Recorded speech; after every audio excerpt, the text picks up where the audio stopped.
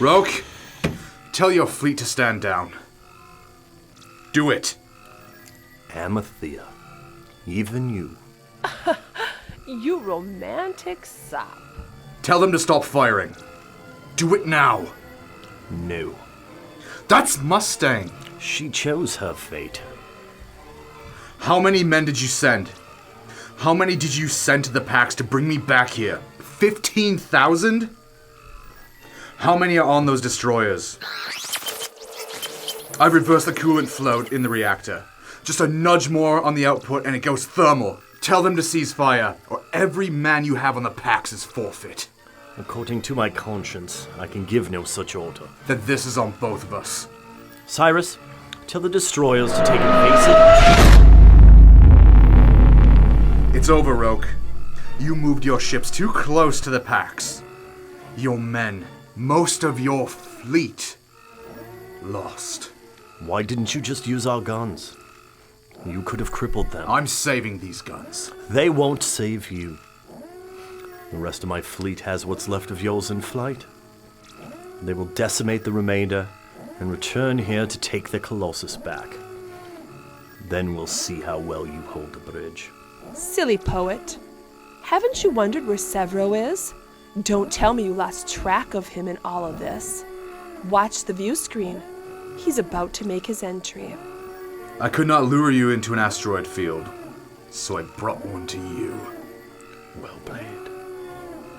The day is lost, but you can still save lives. Tell your fleet to stand down.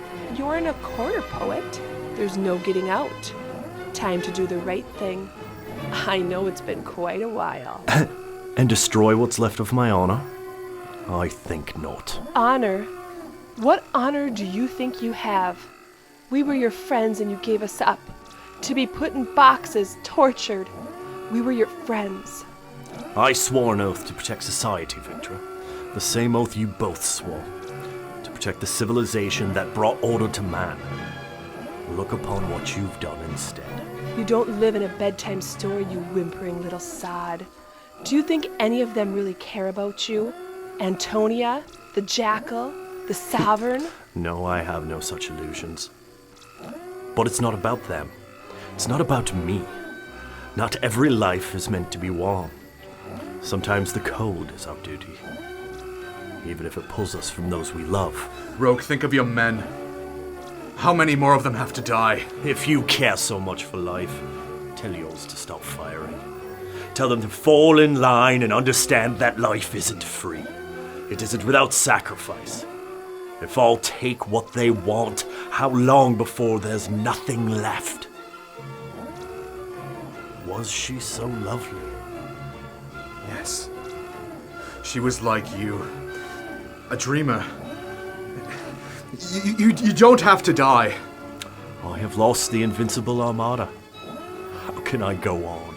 How can I bear this shame? I know shame. I watched my wife die. Then I killed myself. I let them hang me to end it all, to escape the pain. I've felt that guilt every day since. This is not the way out.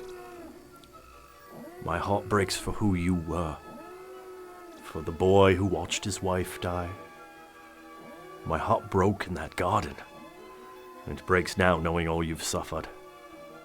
But the only solace was my duty. And now that has been robbed from me.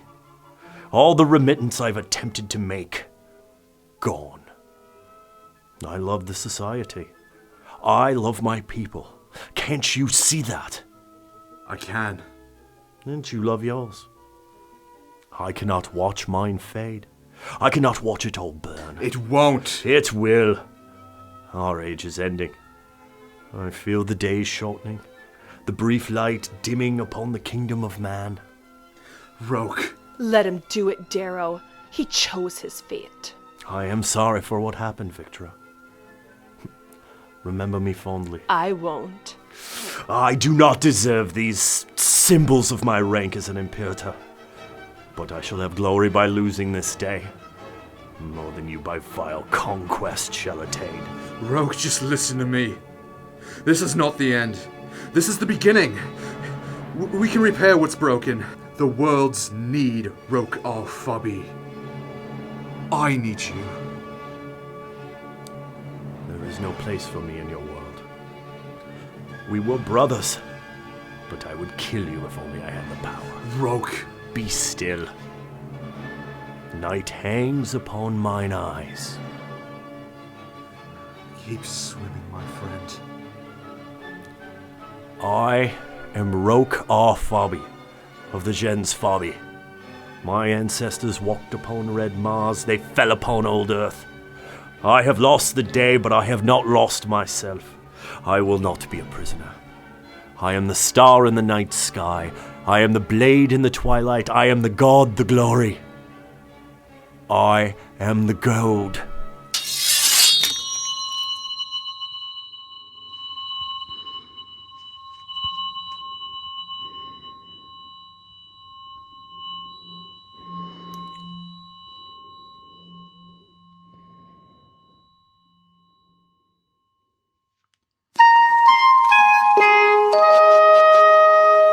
Adjustments to a dilithium crystal chamber complete.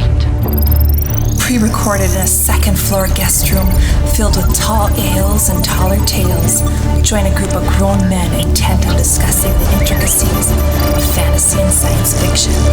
Tim Gilbert Media presents...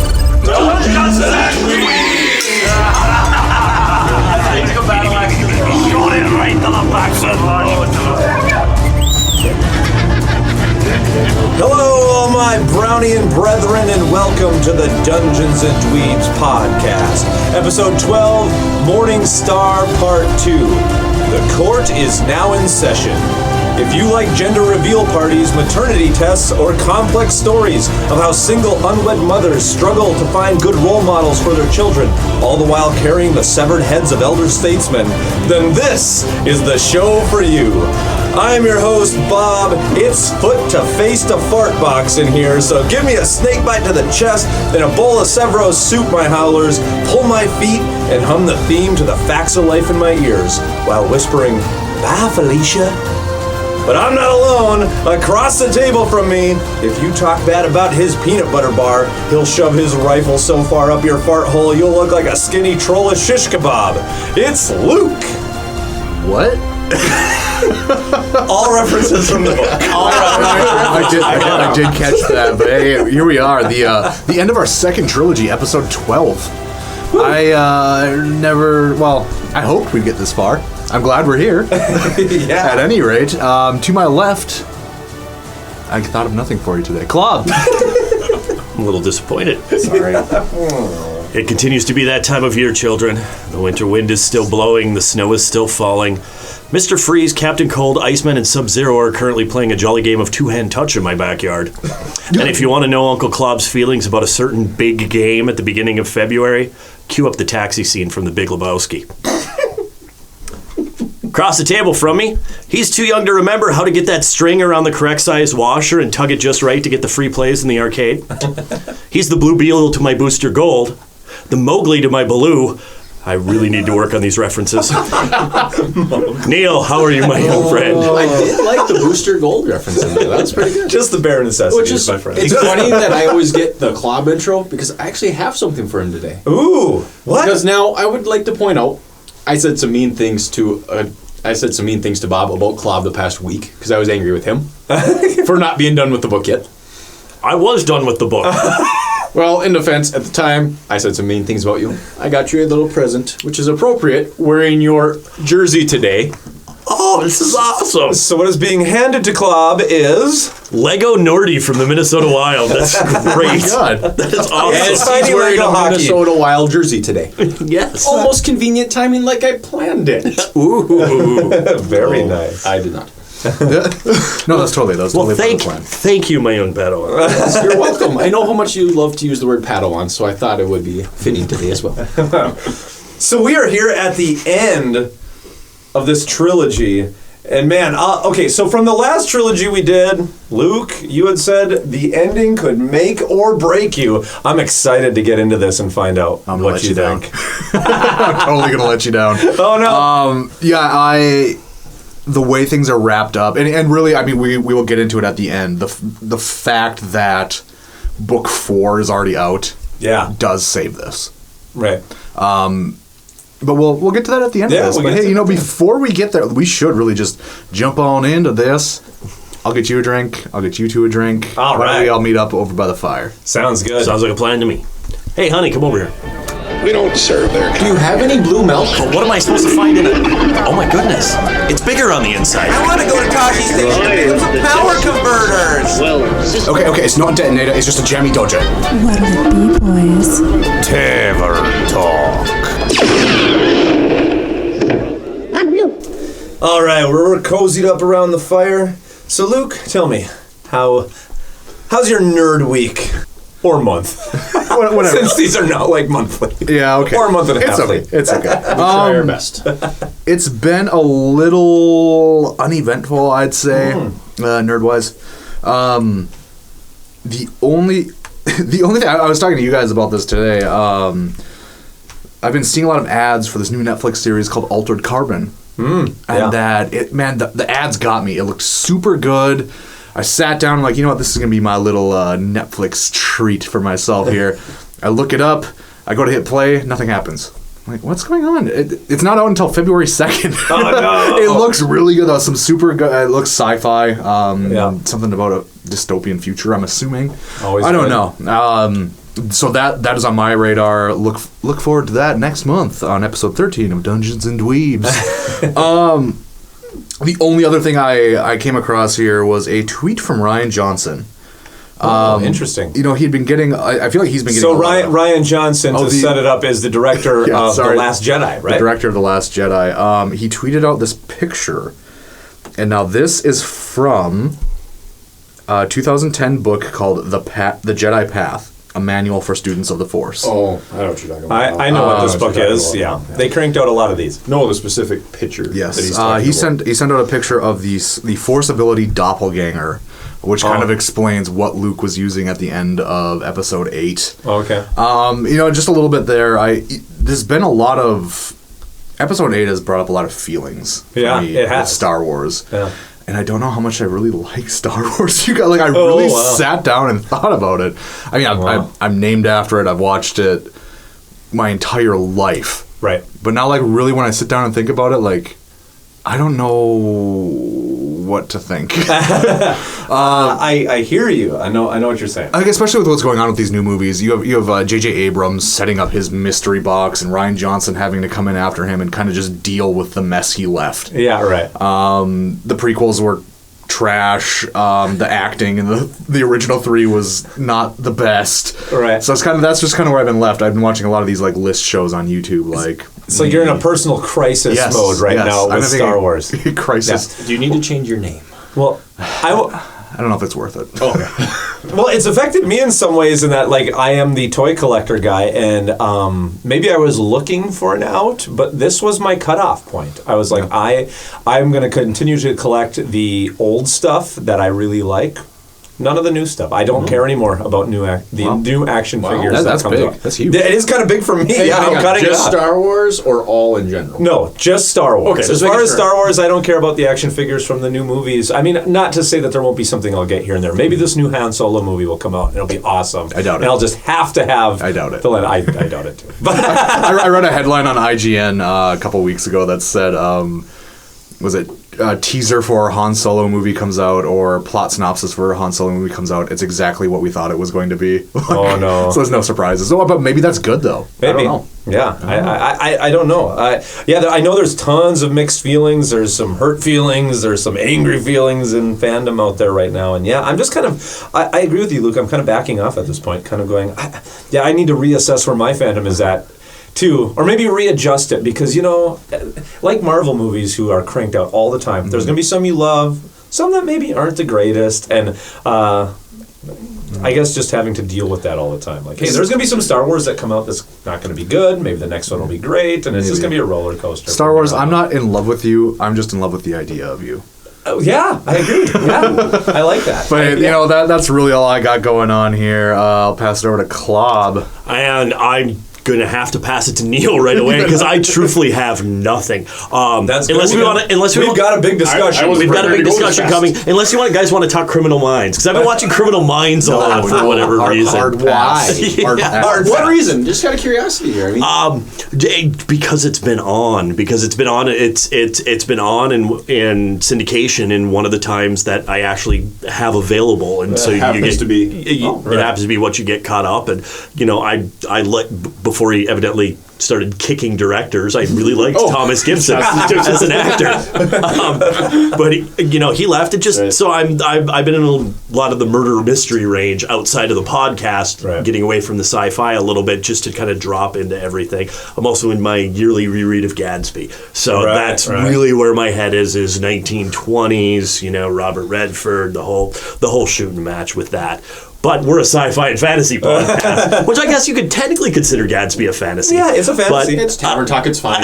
Anything's open in Tavern Talk. And besides, some people have already skipped over this moment, so it's okay. Yes. Anybody had that new Mountain Dew punch?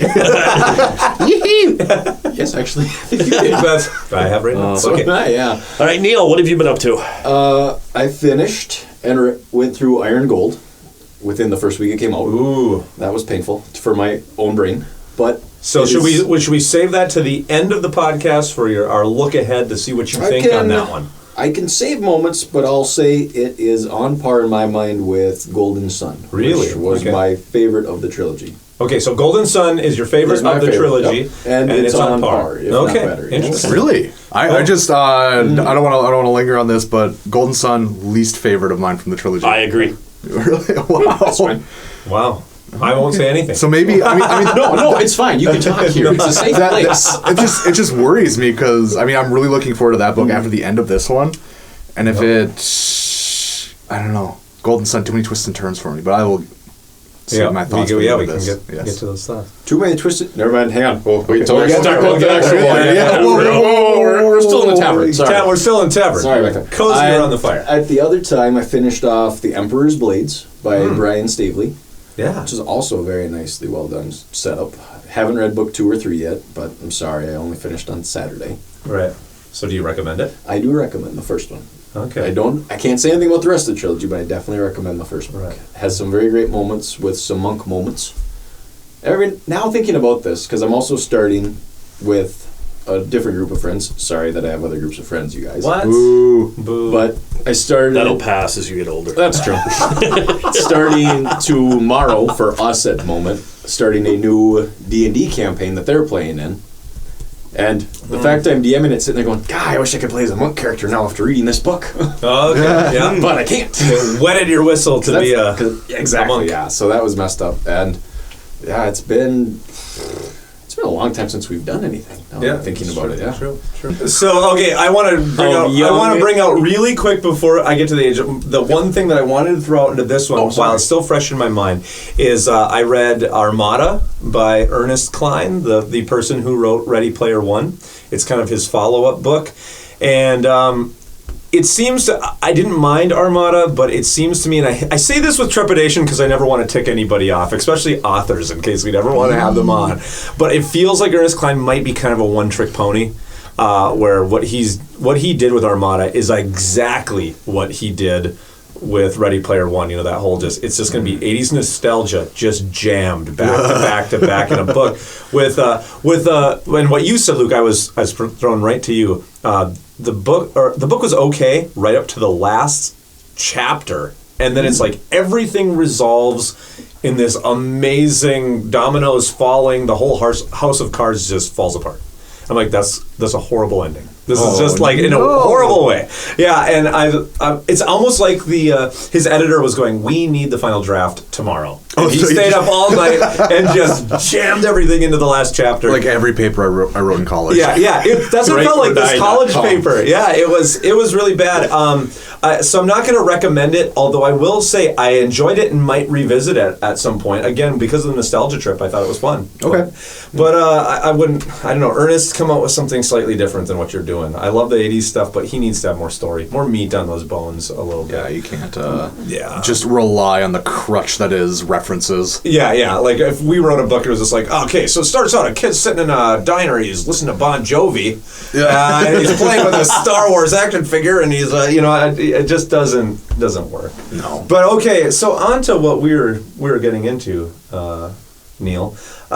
We had put out about the age of a character and what we thought about protagonists. I had made up a few more of those, thrown them out onto some sci-fi podcasts. I read some of those. Holy cow, did it blow up. And I feel bad because I put it out through my own Facebook, not through Dungeons and Dweebs, and so we're not able to track it. If you go to our Facebook, it's not being tracked through there, unfortunately. But, man, we had hundreds of replies on the 3 sites maybe we that I can put find them a on. way. Let's take a look after this. Maybe I can share your post onto the Dungeons and Dweebs There you go. And Facebook page. Yeah, and then you can look through them. And really, if there are Twitter friends, sorry, you gotta go to Facebook for this one.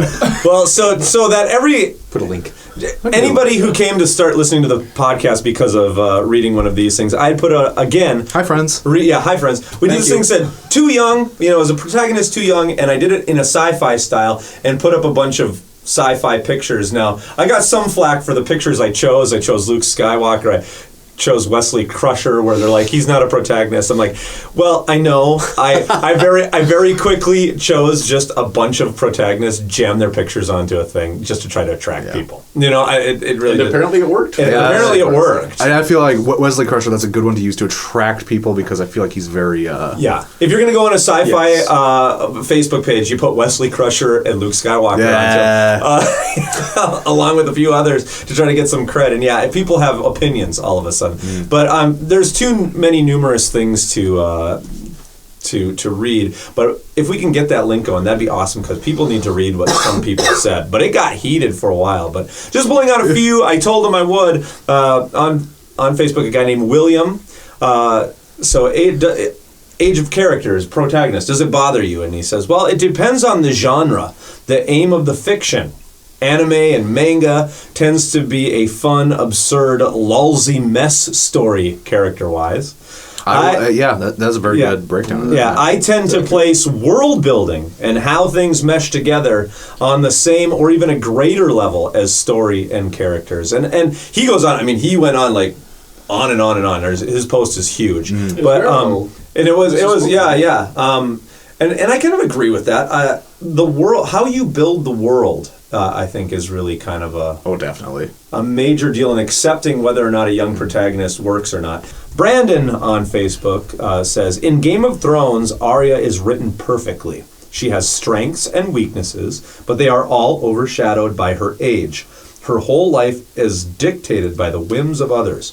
Whether she is at the Red Keep or traveling with the Hound, she is never in control. What makes Arya special is the fact that she understands this. Mm-hmm. So what do you guys think about this? Because this goes to what I like. I like reading young protagonists if it's done in that way, right? Where they're young and they're in some ways they can't change everything in their world, Yeah, and I really I haven't read Game of Thrones. I really like Arya in the show. Yeah. The way she's portrayed there, and I don't really prior to this podcast I didn't really read a lot. Right. So, I mean, this is I guess it's kind of like my stance in this podcast, the non-reader. Right. For now, anyway. It's quickly fading. Quickly fading, yes. I really hadn't read anything with young protagonists since I was young. Right. Back then. And I feel like, because of that does have its place. But, being an adult, I find it hard. I would imagine I would find it hard to relate to something like that. Right. Like, even with, just speaking with TV shows, there are a lot of younger protagonists, and I couldn't name any. You're picturing them, but you can't. Off the top of my head, where they are too young and their struggles that they're going through are just unrelatable to me. Right. Well, and I think too, any piece of good fiction is going to make you want to be the protagonist. Right. And make you want to, step yourself into the protagonist's shoes. Especially something like this that's really written in the first person. Yeah, true. Where we're looking through Darrow's eyes for most of the book. Right. And if it's written so that you can still relate to it, then I don't think the age matters. Unfortunately, what happens is when you have a lot of times a younger protagonist, it's written to where it's not relatable to an older person. They become almost godlike in some ways, and it becomes or too childlike. Or too childlike. Yeah, I agree.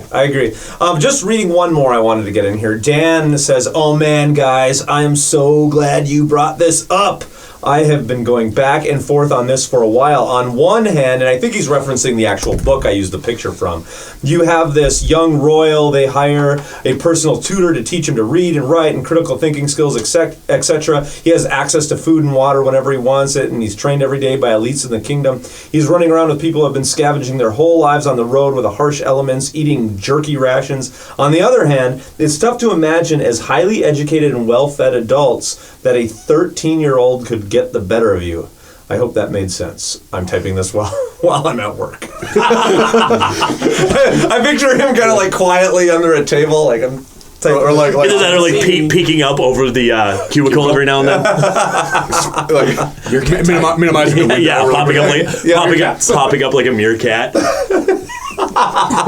Going back down.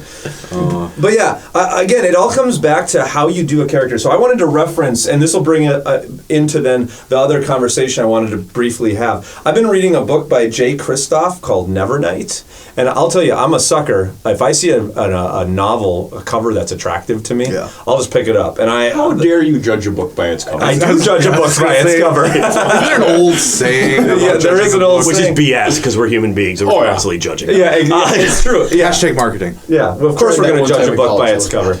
But it's called Nevernight, and I did not know it when I got it. I just read the Amazon description, and it's about a 16-year-old girl who's an assassin and everything like that. I did not know that he's considered a young adult author. So I get it home and I start reading it, and I mean, this is... right off the bat, it does this really interesting interplay where you're in two parts of two time periods in the character's life. One when she is an assassin, and one when she's having sex for the first time. You could almost say a juxtaposition of these two times. And he goes back and forth between these two times of her first killing and her first time in a very odd way, but it's very intriguing. But the rest of the book is very dark, and the use of language is pervasive, and violence and everything else. And I was shocked to find out that this book is on like young adult reader websites and stuff, which then made me have to like go in to start researching like what is young adult. And so I guess I wanted to bring that up for conversation. We are currently reading a book series that in some ways is being labeled young adult. Well, and I think and what exactly is this? What is this phenomenon of young adult, and what do we think about young adult and its labeling? Because this is not a young adult book, yet it's being labeled as it. Young adult is whatever the marketers think they can sell. That's Hunger Games was big. Hunger Games is young adult. Yeah, Hunger Games was big. Harry Potter was big. There's been other series that have come out that have rolled and made a lot of money. So if you can tack your name onto that, they're trying to sell books. Right. Realistically, young adult right now has become anything that has a young protagonist or has younger characters in it. For crying out loud, if Lord of the Flies came out now, it would probably be considered a young adult novel. In fact, I did a little bit of research on this. In fact, there was nothing considered young adult until The Outsiders came out. Yes. In the 60s, right? Did it come out in the 60s? Crazy. Yeah, until Hayden. Yeah, and so that came out, and because it was like young teenager characters, but were dealing with very kind of adult, it was written in a crasser way than what young adult books, or, considered young adult books were at the time. So then they kind of came up with this labeling of young adult, and yeah, you're right. I mean, things from... Treasure Island would probably be rated some sort of young adult or teen, perhaps. A lot of the classics, but they weren't. They were adult books that just happened to be able to skew to a younger audience. Exactly. And as I've mentioned, numerous times on here, I have a 10-year-old. Yeah. And I have a 10-year-old who loves to read. And and he's like me, where he loves to read series, and he loves to read a lot of the sci-fi and the fiction, and so I found that I have to be very careful about what is considered young adult or what is considered young, preteen, teen reading right. by the stores and by the marketing, because there's some stuff out there that falls into that category that I would never give in a million years. Yeah, I can't believe it. Yeah, in fact, I would love Pierce Brown, if you're listening, if Jay Kristoff, if he's listening, I would kind of like to know, beyond maybe that it's something the marketer or the publisher pushes you into, because I'm looking at Jay Kristoff. I mean, he is an older guy. He's married. He's got kids. He looks pretty cool. He's got tattoos and stuff. Boy, I would not want this cool, bloody, violent book that I'm reading here, Nevernight, to be labeled young adult. Like, I would be like, I just wrote a book for adults, and if kids like it, well, great. Like, I listened to an interview with him, and he kind of pawned it off as being, well, when I was a kid, I read Stephen King, and I learned a lot of stuff from there and everything else. But Stephen King was an adult novel. Yeah. I don't understand. Sometimes it now feels like young adult is just an arbitrary thing slapped on marketing slap on it. I mean, it seems to mean nothing. It's really it really means nothing. Just like realistically, PG-13 doesn't mean anything. Right. But I would say in some ways it hampers it, because I have kind of a, young adult I'm more resistant to. Yeah. Because I always carried the assumption that young adult would, in some ways, that they were looking at marketing it because it had, maybe a simpler language. Yeah, it's like 12 to 17. 12 to 17. I'm like, okay, I'm not going to connect with this necessarily, regardless of storyline, although Harry Potter and some of those I really liked, right? And I'd go there anyway.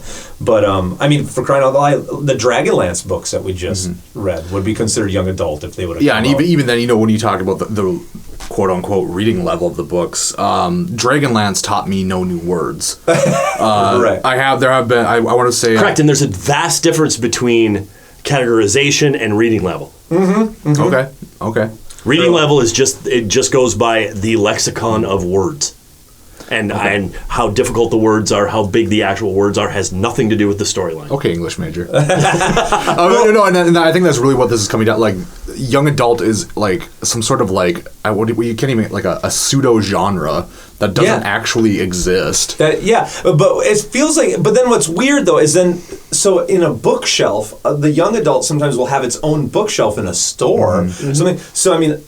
These are things that people like me would miss, right? When I was a kid, I didn't care, and I went to the library. I didn't go to the young adult section. I don't even think they had one when we were a kid, right? I mean, or the young adult section when we were a kid really was like Hardy Boys, Nancy Drew, and that kind of stuff. So I would go to the adult sci-fi and fantasy. The Hardy Boys were two brothers who solved. Stop now, because I have all the first 58 at my parents' house. That was Matt. That was Matt and Jeff. And they were the tag team champions. Dang it! They just returned in the past year. Did they? Oh, cool. They did actually. Really. I stopped watching wrestling. That's a joke. I know who the Hardy Boys are. But I would go to the bookshelves and just pull off what I thought looked cool. In fact, I brought this conversation up to some younger kids, in that age demographic, some 16-year-olds, and that's what one of them said. I just grab again, judging a book by its cover, but I grab what I think looks cool, regardless of whether it's young adult or not. I think marketers might be slightly fooling themselves that because it says YA that they're somehow actually reaching a demographic, when I think even kids are just kind of picking what they think looks cool. So in that sense, book cover designers, the illustrators, you guys are doing a great job. I They're think doing so. a great job getting a lot of these spots, even despite that being said, there is cover designs that instantly scream young adult to me. Like if you go through, and I think about going to like kind of the scholastic book fairs, I look at a book cover and I go, well, that looks young adult. Red Rising never looked young adult to me. No, I would say anything that has like, a design of the characters on it in some sort of, action-packed manner, right, would scream young adult to me. Yep. It was Neal. Some of the way they letter things, some Neal of the fonts that are used tend to look more young adult to me.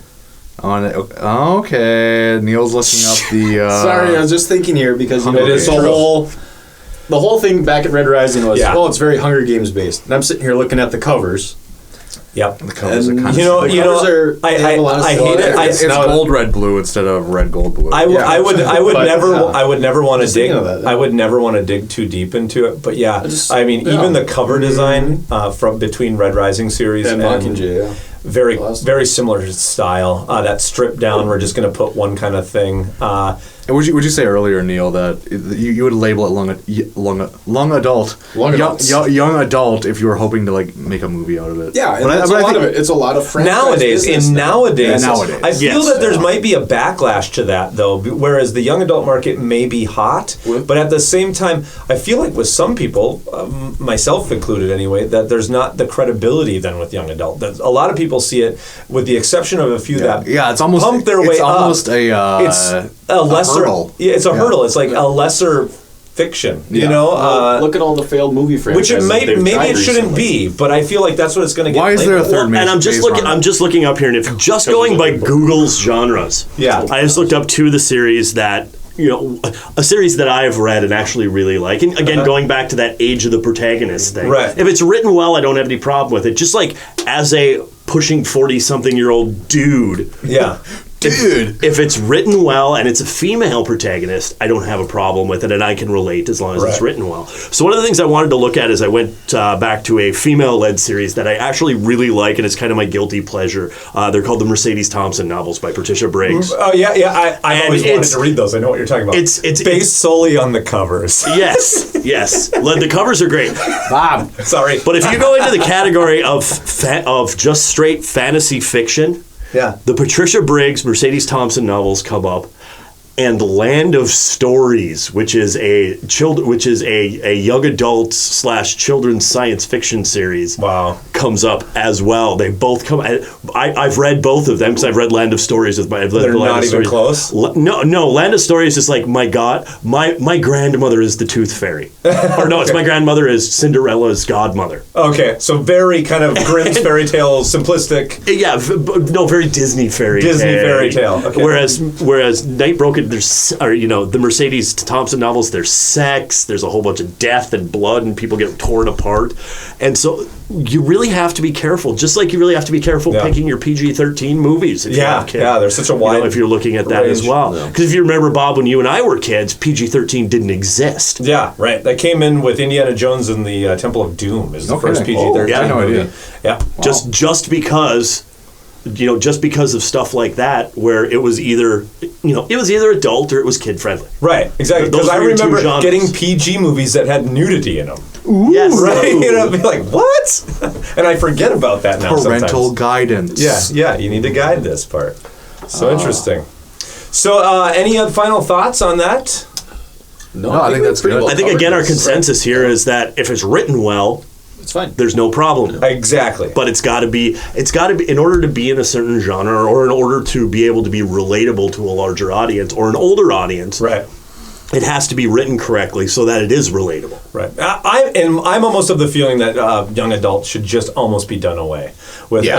If you're going to put stuff like this book, Nevernight, in that references the F word and the C word a bunch of times. Young adult no longer exists as a genre. That is not a young adult novel. And if you're putting that, that's ridiculous. Yeah, and I guess I really can't speak to it just, based off the limited amount of books I've read. Yeah. I wouldn't put the book trilogy Red Rising anywhere near the movie franchise Hunger Games. Yeah, because I feel like that's totally different in what's going on. And now in the fact that there is the movie, right? The movie is being marketed and is being looked at for doing it. God, I hope that they don't go. I hope they don't go the kiddie route with it, because if they do, it's totally going to kill. It's totally going to kill the story. Yeah, if you have any kind of pull, if this gets marketed as a Maze Runner.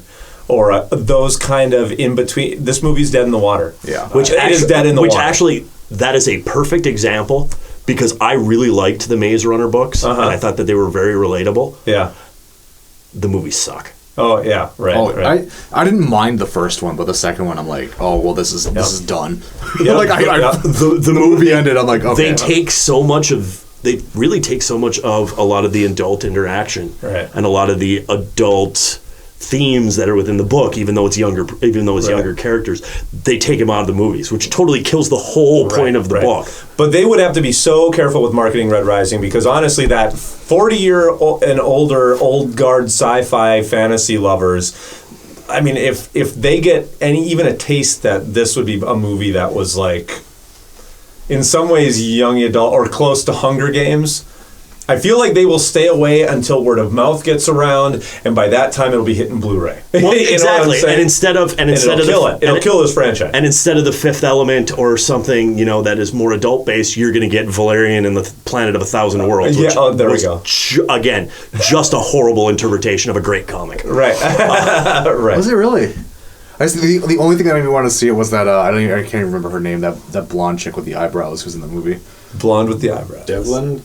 Oh yeah, I do want to see it. I'm a big fan of her face. It's a beautiful movie. It looks good. Visually, it's beautiful. Yeah. But there's so many lost plot points, and there's so much stuff that they could have done with it. Right. And there's so much stuff that they included that didn't have to be there. Yeah. But that would be the aspect too with Red Rising, or going into any of this aspect, marketing it for a younger age. Right. Definitely.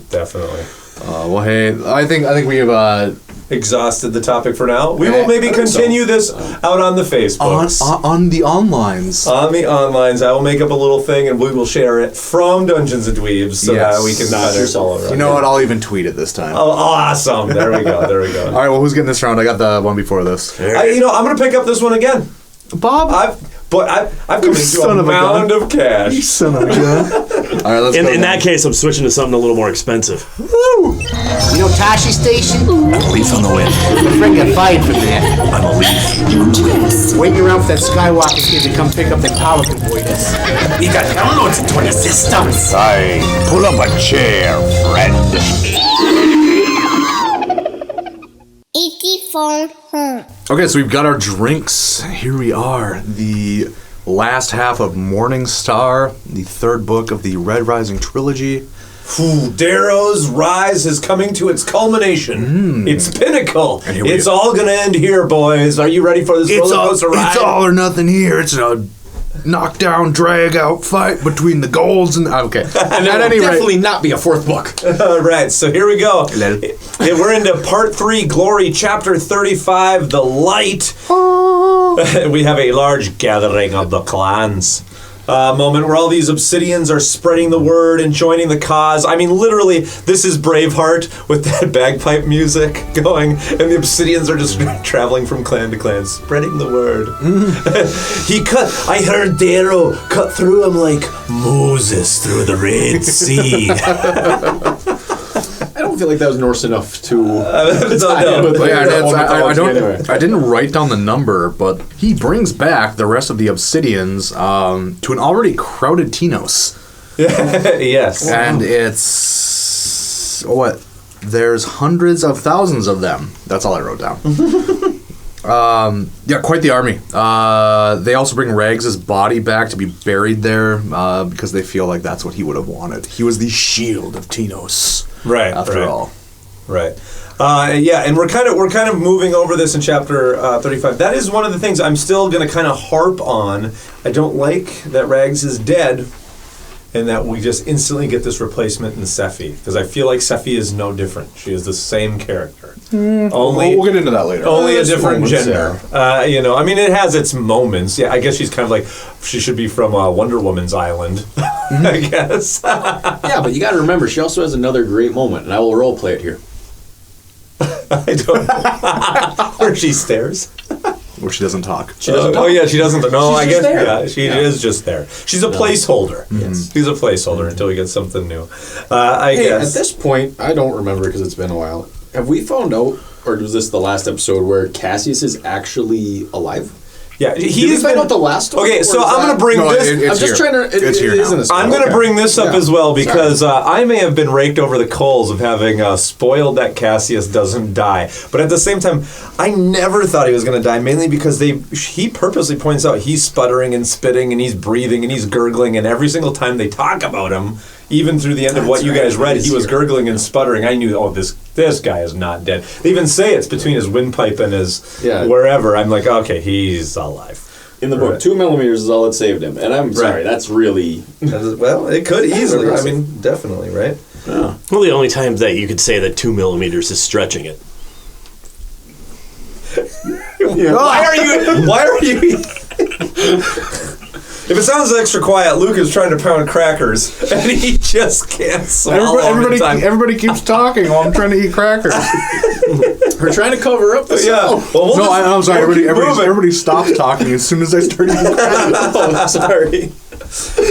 Yeah, and we get this whole kind of convincing a large segment of the society, right, to join him on his rise. I'm going to jump to the end here, but we can go back if there's anything you want to talk about. Darrow ends up messaging Sevro. And has this talk about, this fight, and I like this, that they fight so that they can have children, they fight for the future, they are the light, and they are spreading. Cue the child and force pulls the broom to his hand. Sorry. Yeah, it is a lot of, what if they didn't have to do this? Right. Like what would you have liked to have done with your life instead of fighting to free everybody? I like that. I took this as, what would you do if we didn't have to fight, or who were you before the fight, or all of this stuff's going on. And this is, that's the scene from Private Ryan where they're, talking about, well, I was a plumber doing this, and nobody could figure out who the sergeant actually was, and then he finally goes, well, I was a history teacher. Right. Yeah. What I like what Pierce Brown does is a lot of this has to happen very fast because we're in the third book, and it's tough to make a believable scenario in which you can overthrow this ingrained of a society so quickly, and I think as we see by the end of this book, he kind of hedges the bets there, which I think is realistic. That where I've been kind of looking at, Darrow is going to completely overhaul society by the end and be on top. He really doesn't. He hedges his bets, and I feel it's fine to go all the way to the end. I mean, Darrow does not come out on top here. He does not lead society by the end of this book. And I like that there's a sense of realism to that. And there's a sense of Darrow understanding, coming to terms with what his place is in all this. Right. And even at this part, he's coming to terms that he is the sword. Yeah, right. Sword? Sword? He is the sword. I'm chewing on cough drops here, too. I'm sorry. What a rough night. What a rough night. But he is the sword. He is not the politician. He is not the leader. He is the sword that is going to get you to the leader. Sword, not the scepter, which is why Jackal was the one carrying the scepter. Exactly. They made their wonderful agreement that would never go wrong. Right. Ooh. Never. So speaking of swords, we're now into chapter 36, Swill. As reference, Aya is still alive. Aya is... Because they haven't found a body. If there's no body, I always assume that they are alive. And even if there is a body, they're probably cloned. They're probably... Hey, it's time for our favorite part, though, in chapter 36, Swill. It's part 3, check-in with everybody. So we're going to go down, Darrow talks to Victra, we're going to go through, he has a scene with Mustang, Uncle Nerl, and Kavax, we're going to do that. Where's everybody at before we go into part 3 here, right? I'm not going to lie, at this point, where we are in this trilogy, there's so much going on that I'm having a hard time, being critical of anything that's going on, because I'm just trying to keep track of everything that's going on. So we got all these people here that are here. We got all these people that are here. Oh, we got Cassius with us now, and now we have when Ragnar's dead, and they're gonna bury Ragnar. But we got his sister Sephi, but then their mom's dead, and it's too much. There is a lot going on. So this is needed. I think. Yeah, for sure. It is. It's very much by this point of the book. The second half of the third book is very much of a last time on Morningstar. The ship of the line, Morningstar. So when Darrow goes to talk to Victra, she tells him that Mustang is a duplicitous little filly, but the best horses buck you off. I love this. I love how Victra most of the time will reference Mustang using horse terminology, and Mustang's been referenced using horse terminology this whole time. Yes, but Victra always makes it weirdly sexual. Yeah, I know. That's true. Which is what I like about Victra. I just like. Let's look at a little sneak. Seems like there's something between Victra and Sevro going on here. A little bit, yeah. Ooh, yeah. A romantic tryst going on. Yes. Yep. And this very much became Game of Thrones for me for a while here too, with the Ginger Wildling and what's her name? Oh, yeah. Jon Snow. So this is where the first time in this chapter is where I knew, and this is maybe projecting too much, and people will be like, no, you didn't, you're just saying that. But I knew Cassius was going to be coming around. Mm-hmm. Because Cassius is not dead yet, and we have Darrow entering on this scene of Mustang, telling a story about back at the Institute and how close Cassius and Darrow were. Like, we are now dredging up the feelings we had about how close these two were. And you were brothers, Anakin! Right? Like, I'm like, you know what? We now have to bring Cassius back into the fold because we are trying to bring back our emotions for him of positivity, even though we've hated him, or I've hated him throughout the last And book. see, and part of me was okay with this, and part of me was just annoyed with portions of this, because again, it's Darrow, talking good, wanting to remember old Cassius and wanting to remember we were friends and we did this and I loved him like a brother, and Mustang being very critical of that, and everybody else being very critical of, he's not the same guy, dude. Right. Stop it. He's not he's no longer that same guy from the Institute. You no longer have that relationship with him. Right. And Darrow just really trying to force that relationship where I think he should have realized by this point that Cassius is never going to be Cassius again. Right. And at the end of this chapter, you've got Cassius and Darrow. They're not brothers, but we're very close in the first book.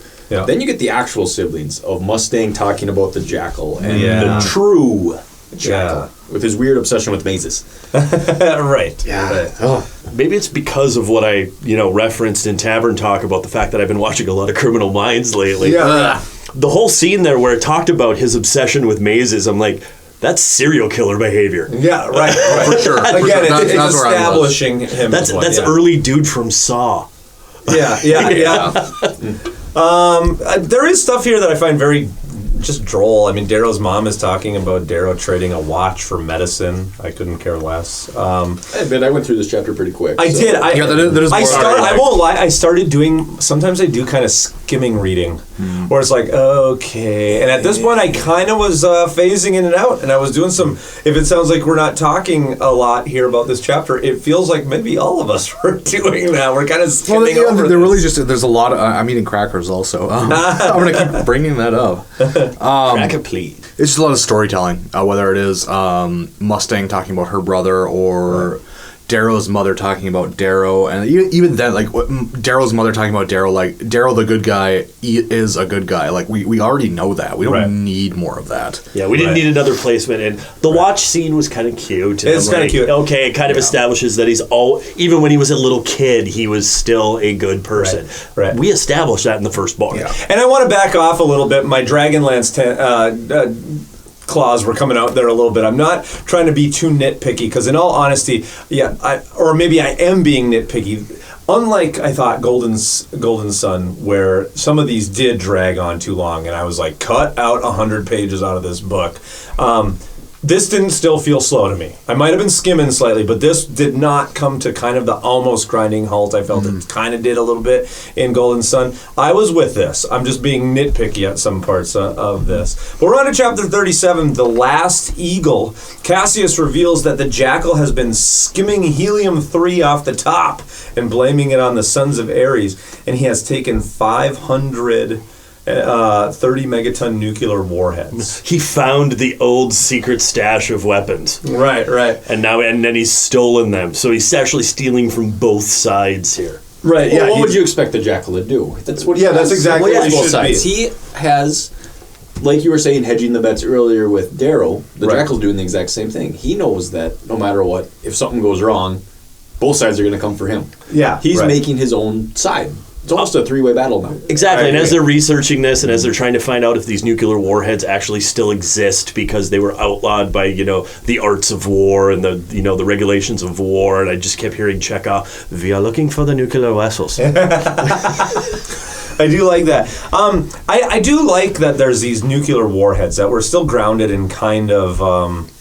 reality, where even though it's the far-flung future, a nuclear warhead is a nuclear warhead, and that is still a thing. So, and again, numerous references to the Rio moon being glassed over. And Right, that kind of stuff. And the Ash Lord. I just want to make sure the Ash Lord gets mentioned for when I talk near towards the end, before we get and just for like real life nuclear reference. Yeah. The nukes that were dropped on Nagasaki and Hiroshima were only 2 megatons. Yeah.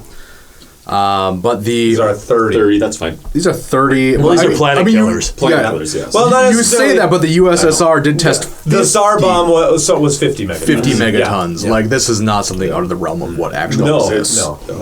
So this is but 500 of them, that is a lot. Yeah, right. Yeah, so, not as big as a Tsar bomb, but... moving on to chapter 38, the bill. We have everybody sitting around in a room planning the next move. There's a central hologram of an asteroid in the middle. It's kind of feeling Return of the Jedi to me. That's no moon. That is no moon. It's an asteroid. And see, as soon as I saw the bill, I jumped immediately to Doctor Strange or the Game of Thrones or everything else. There's no fighting in the war room? The bill always comes due. That's true. Yeah. You always have to pay for what's going on. There's a scene here. The scene that goes on here, again, I swear, I don't know why I was getting all kinds of Braveheart feels off of this, but I was getting Braveheart feels, and I wrote in my notes, this scene is right out of Braveheart. Dancer and Mustang are having words, and Dancer says, "This is our war, Gold. I was fighting it when you were still learning how to enslave human beings." Like... almost exactly what happens in Braveheart. Okay. And Darrow motions to Sevro, who takes his razor and slams it into the table. Yeah. Just the way Hamish does with his big axe when they're all fighting. It's like, no, you're bickering, let me talk to you. You know, like, it felt very Braveheart to me. And because they even say, Reaper, please continue. You know, it's like... Wallace, speak with me. Yes. You know? And it does come around, they talked about in chapter 36 that Darrow's plan is garbage, and he needs a new one. Yeah, which I like. I love that our big hero has a garbage plan. Yeah. And I love this failing. Yeah, so he comes out here and he discusses his new plan. It's not only we need to shift the paradigm, we need to create our own. Yes. Because the Jackal will know, the Sovereign will know. They will know what I'm trying to do. So here's what we're going to do. We're going to go to Jupiter. We're going to defeat the Sword Armada and Roke. We're going to do that all in 40 days. Right. Yeah. Now I'll take your questions. Yes. And that's where I kind of got upset again. Mm-hmm. Because really? This goes back to my thought of last time. We're going to do this in 40 days. How are you going to do that? Well, I'll take your questions. And now we're already at the set where they're already going to initiate this plan 40 days later. Right. This goes back to my whole thought where they don't actually say the plan. The antagonist is not reading this book with us. Right. And that mystery... What's your plan? We're going to kill them all. How are you going to do that? We're going to kill them all. Flash forward. Yeah. And now you're in a different spot. And this goes to one of the thoughts you and I had as a precast. Mm-hmm. Yeah, precast talk about a certain character. Why is there such secrecy about the plans? Why can't the reader know? I guess we can form our own. I'm totally okay with it. Well, what we're driving at is a weird flip of that. Usually you read a book, you learn what the plan is, and then as you read the next chapters, you find out how the plan either works or fails, or something else comes up, the plan doesn't work, and they have to think of something else. And in this one, the entire plan is kept from us, so as it's unfolding, we're like, oh, so that was the plan. Oh, that was the plan. I think it works and it's kind of cool. I do think it's not cool at the end of this book. I do not like how he does that at the end. And they do make the drop a couple different times within here, and it's just little quick drops about, well, the Jackal has spies everywhere. Even in this society, even in Tinos, even everywhere else, we can't let too many people know what's going on because, well, the Jackal will find out because obviously the Jackal, which is very realistic to me, right? Yes, that there would be people who are like, I'm going to play both sides. And he's in charge of the 30% of the media. And really, this is just my preference. I would much rather they didn't talk about what they were going to do, and I just learned about it, rather than them talking about what they want to do. And that going wrong, and me having to read essentially two different things. Plans, I don't like that. Maybe that's why I didn't like Golden Sun as much as I like this book. Oh, okay. Because Because it did reverse. Yeah, maybe. Yeah. And I did say that during that book. Like, as soon as we know a plan, it's thrown out the window. Right. And we never really get that in this book. Right. And okay, if you're gonna choose though, one thing that I do love, if you're gonna choose a backdrop for this, I love that they go to Jupiter because the visuals of staging this fight and everything else around the moons of Jupiter, and these cities that are on the moons of Jupiter that stick out like puffer fish. And it looks very cool. And with this giant. Jupiter would just be massive in the background. It would be a very striking visual. And I like Romulus here as the kind of the backwater despot. Right. Yeah. Where he's just kind of like, all right, well, we declared independence. What are you gonna do for me? Yeah, let's get into that. To the Heart, chapter 39. The Heart. This is going to end up being a fight against Roke because Roke is in charge of the fleets. And at this point, we're going to probably be combining a lot of chapters because let's just run them together. A lot of the Moonlord stuff happens very quickly. They really shuffle all into one. So apologies if we don't pause at each chapter. I agree. Yes. Quick backstory though, just to make sure aware. The Moonlords, they tried an uprising once before, and that's what started the whole nuclear armament phase when Rhea was destroyed. So they don't have a tie to the society. They've lost one of their jewels, if you will, at one point. So then when they had this new uprising, we're going to declare independence too. So now there's the Moonlords, there's Darrow, there's the Jackal, there's the society. Okay, we have a four-sided fight now. Right. Yeah. And we need friends. We do need friends. That is true. Friends, yeah. So the Heart. The enemy of my enemy is my friend. Until it's not.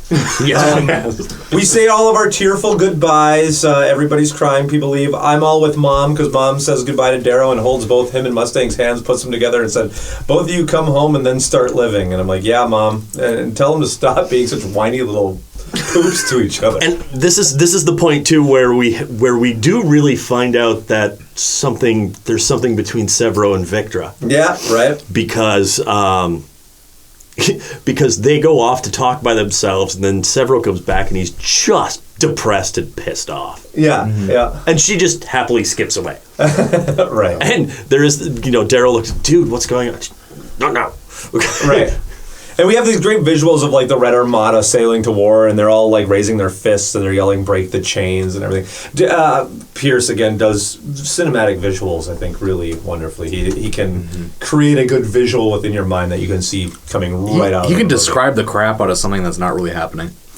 Yeah. Well, and you get all throughout the rest of this book. Anytime that we're going off to battle or we're flying through space, he does these great camera pans down the ships with words. Right.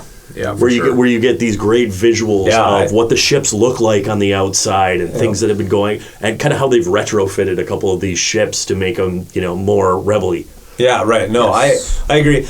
Chapter 40, Yellow Sea. If there is one thing, you know how sometimes you think about a book and only a few scenes might come to mind? Like you'll think back to a book and there'll be scenes that stand out. Chapter 40, The Yellow Sea, when I think about this book, this is one of the things that I always think about. Just this striking visual of them on this planet or on this moon. Is it Io? Yeah. Yep. And it's yellow and crusted, and there's Jupiter in the background. It's just all very striking. And as they meet kind of the Moonlords, and they have this weird body armor that's almost like... They have weird body, they have bigger eyes, like they've almost like evolved or been carved. I would assume carved. Yeah. They're on this shuttle. He's with Valkyries, and the shuttle is painted like a hammerhead shark, and Holiday's laying on top of it with a sniper rifle. And we do get I think it's cool. a new word I've never read before, Ionian.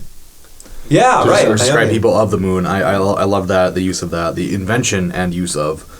They call those tall, pale locals Moonies. Moonies, yeah. But yeah, they have these weird carved things that I visualize as being face huggers that help them breathe. They're like bio, in some way. Yeah, they got that. They have optics because it's dark. It's weird, alien yet human, but cool. Right, super and cool. Again, super cool. So Ra, who they're coming to talk to, who's the Moonlord, right? Doesn't show up to this engagement, but sends his sister Vela, right? And the whole time they're trying to talk, again, Braveheart, Sephi is circling her while she's trying to talk. Is that Braveheart? That is Braveheart, where that's what William Wallace just circles them and circles them. I swear to God, Pierce, he watched Braveheart and wrote 3 chapters. And she's circling him and trying to almost rush her out a little bit. But Ra wants to meet with them privately, and Darrow decides to go. So we're on to 41, the Moon Lord. The Moon Lord. Yeah. Yeah, Mustang and Darrow are separated. Romulus wishes to speak with Mustang first, so Darrow just kind of goes for a little wander.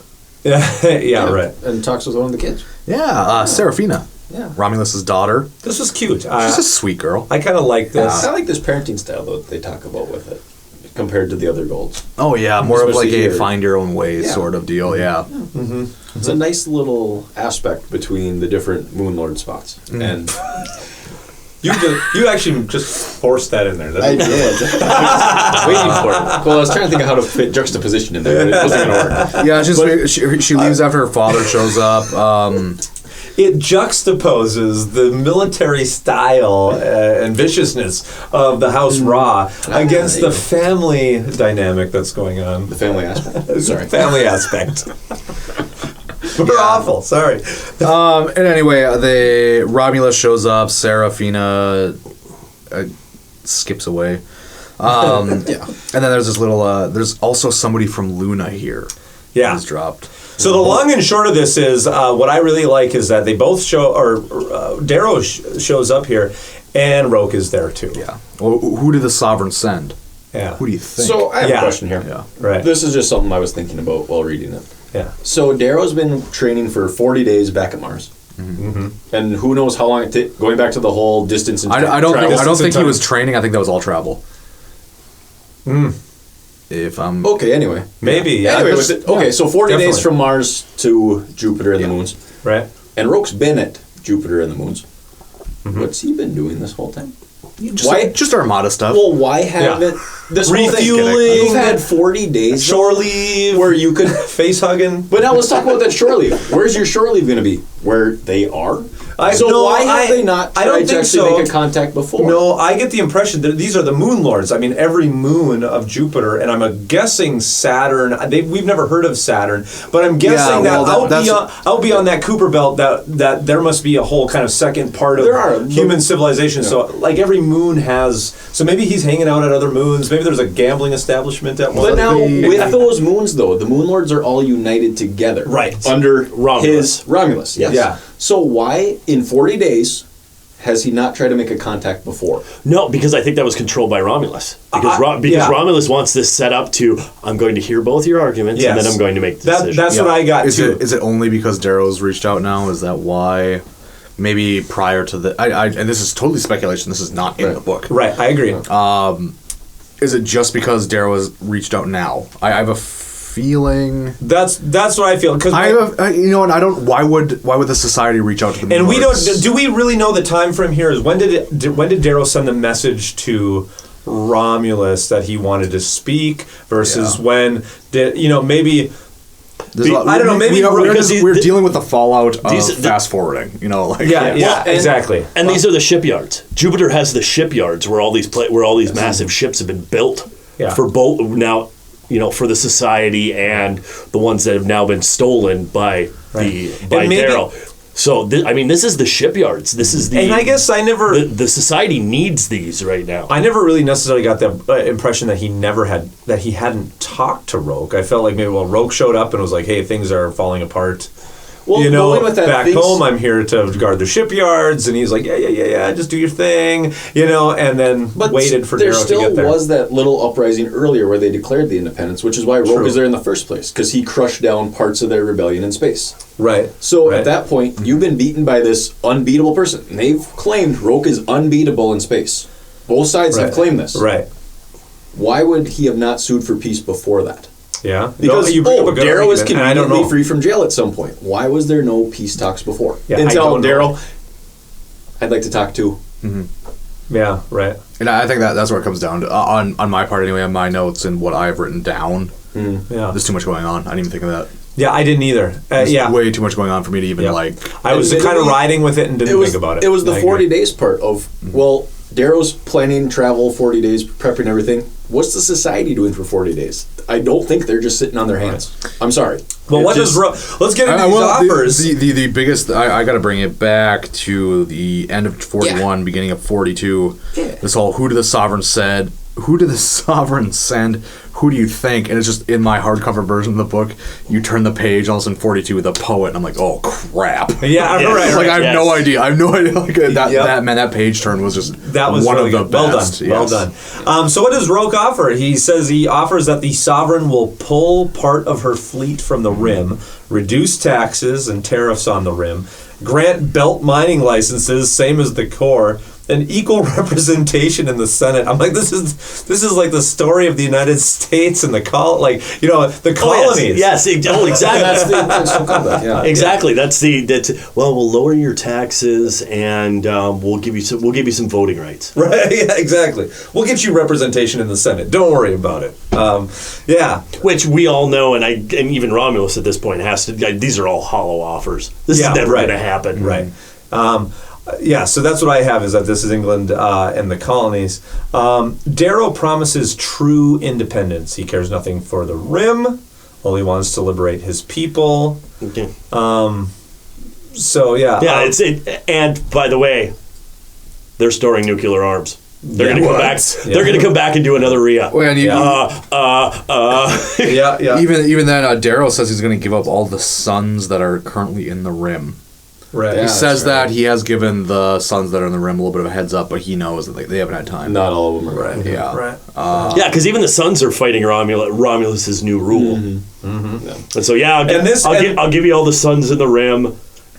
And at first time he said that, because we don't find out until after he says that he's given the sons heads up. And I was just like, holy crap, is that brutal? Then you find out that they're like, well, we gave them a heads up, and if they get out, they get out. It's on them now. But I love how Darrow's being duplicitous here. I mean, he doesn't know what the Jackal's using these nukes for. He's telling this. He is spinning this tale. It's a half lie. It's a half lie, and I do love this. I like that we're getting a little gray here. He knows that the Jackal has them, but he's totally selling Roke out as that he has them. Yes. Mm-hmm. And they're going to use them against you, which is a great thing that comes up in a nice book form. Oh, I was going to say, sorry, we are an audio podcast. Wait, your attention, and you just sat there like, straight on. It brings a nice callback in book 4. It's true. So they make their case. Darrow and Mustang make it seem like the Sovereign's moving nuclear warheads against the moons because everybody at Jupiter is still pissed off about Rhea. Right. Which really hasn't actually been that long ago. Thinking about not really. Well, no, it's because the Ash Lord who caused it is still alive. Yeah, true. It's just keeping that point in. There may be some people on a certain large island on Earth that are still a little upset with a certain larger country from 70 years ago. Most likely. But Darrow and Roke have final words just between Romulus even declares a blood feud on Roke. Tells him to leave. That's brutal. He just, all right, well, I'm siding with them, and then he cuts his hand. Sucks the blood out, spits it out. Really gross. But I love how Roke just stands there. Yeah. All right, well, you have made your choice. Yeah. But I kind of feel for Roke, though, too. Again, this Darrow decides to go all in. His betrayal, in some ways, of his friend is complete. He is like, I am using you now as my MacGuffin, that I'm saying that you are using these nukes, which is not true. To Roke, Darrow is completely evil. And he even says it. He says, you are ruin, you drain your friends of life, and all of this stuff. His history, he says, is littered with men like you. It's painful, because again, like I thought back in Golden Sun, back in Red Rising, this could have been fixed back there, but many times in a lot of ways, Darrow True. somehow is responsible for his rise and so much good, but at the same time, he is also responsible in equal measure for a lot of this. I mean, this is Darrow not saying what he's supposed to say. Yeah, and Darrow can't talk. He's reaping what he has sowed. He can't talk. He does not do it. Yeah, he is the Reaper, and he's reaping what he just sowed way back in Red Rising. He's a much better fighter and not as much of a talker. It's that. I mean, look at how him and Sevro worked out their issues. Yeah, they had a fight in the hallway. Yeah. He tries to have the same way with Roke, it would not have happened. He does best with people like Sevro and Victra, who will just completely rabidly be after him, despite of his own self-destructiveness, or destructiveness towards relationships. Roke discusses here that he had essentially decided he was going to kill Roke after Quinn had died. Yeah. That was it. You're a dark soul, Darrow. Yep. That's what I had to write that one down. That's good. That was good. So into chapter 43, here again. Here again. The obligatory goodbye chapter. Darrow says goodbye to Kavax and his fox, and finally to Mustang. Yeah, it's just some kind of like BS gold ceremonies. I really like. He sells it well that these are just the worst. Yeah, right. Hey, and Darrow finally kisses Mustang. About bloody damn time. I have read in my notes. I'm like, are we back on some sort of track? That's so getting left in. Synchronized opening the camp. Yes, all right. Well, I guess we're going to war. Yeah, right. Chapter 44. The lucky ones. The ones who are not there. Yeah. Yes. Prepare for battle. Darrow's ships gather around Io's North Pole. Sevro sent Victra to be with Darrow. Yeah. Oh, yeah. Because I guess he felt it was safer for her there or something. Mm-hmm. Well, and two, Darrow needs somebody to watch him. Right. Darrow needs somebody to slap him in the back of the head and go, no, make another decision. Right. Yep. And she would. I guess we should say it's we're getting into this battle here. It is going to be the Battle of Ilium. Yeah, Darrow and the Moon Lords versus the Sword Armada. Yeah, so we're coming up to a major smackdown. It's weird. Darrow talks to Orion over the holo, and she is being described as overweight. Yeah, okay. I was going to ask that. I'm like, was she always, or has she gotten fat off of freedom? That's what I have She has. That's the thing. Is that okay? Is they keep making reference to how she gaudily has decorated. She took over Darrow's stateroom on the PAX and has gaudily decorated it with the spoils of war. Okay, and she's just getting and she wants the parrot. She wants the parrot. And she's a pirate. Oh, okay, yeah. She's a pirate. So she instead of being, that regulated blue. Right. Now she's taking in all of the spoils because she's no longer regulated anymore. And she even says she wants a parrot. Yeah. So it's true. And it better be a red one. Yeah. And I like the drop in there too where they're talking about the parrot and somebody, we found some hawks, we found some sparrows, bloody damn parrot's expensive. Right. I love this. Okay, no, that's good. I'm glad you caught that, Klab, because Bob, I was right there with you. I'm like, when was she fat? When the heck did this happen? She's like some sort of slim trim blue just stuck in her. What? Yeah, no, she's become a pirate. Yeah, of course. So in being a pirate, it's the spoils. It's the person who overindulges. Big old Blackbeard the pirate. I'm totally on board. I'm Bluebeard. sailing on the Bluebeard the pirate. Awesome. I love this because Darrow opens the comm links with everybody, so they all have this kind of nice joking. Everybody's saying funny things. Yeah, actually, I had written down Darrow gives a speech to his Howlers and to literally everybody else. She's just like, okay, listen. I love that Sevro jokes here that Darrow needs to make a speech as usual about raging against the dying light. Yeah. I love that we have Sevro as referencing what Darrow always does. Some sort of meta character. A meta character. I love it. Yeah. I put in my notes, I feel that Sevro's character is here just as much to keep Pierce Brown in line as it is to keep Darrow in line. And I love it. Pierce Brown has just created some... his alter ego. And see, again, I went with this as the drop of little things that are still left from, our time, from our time on Earth to this time on Earth. Because Rage Against the Dying, this is Dylan Thomas, man. Oh, no, okay. All right, so now you found the reference there. Oh, man, funny. Because Darrow does make a speech. I love that Sevro says you got to make a speech, and then he does. Thank God it's short. The whole speech that he does goes back to this Rage Against the Dying of the Light, do not go gentle into that good night. It's Dylan Thomas. Yeah, right. It's the whole speech that he gives here is all do not go gentle into that good night. We're going to do this. We're going to go. Everybody's with me. Let's do this. Right.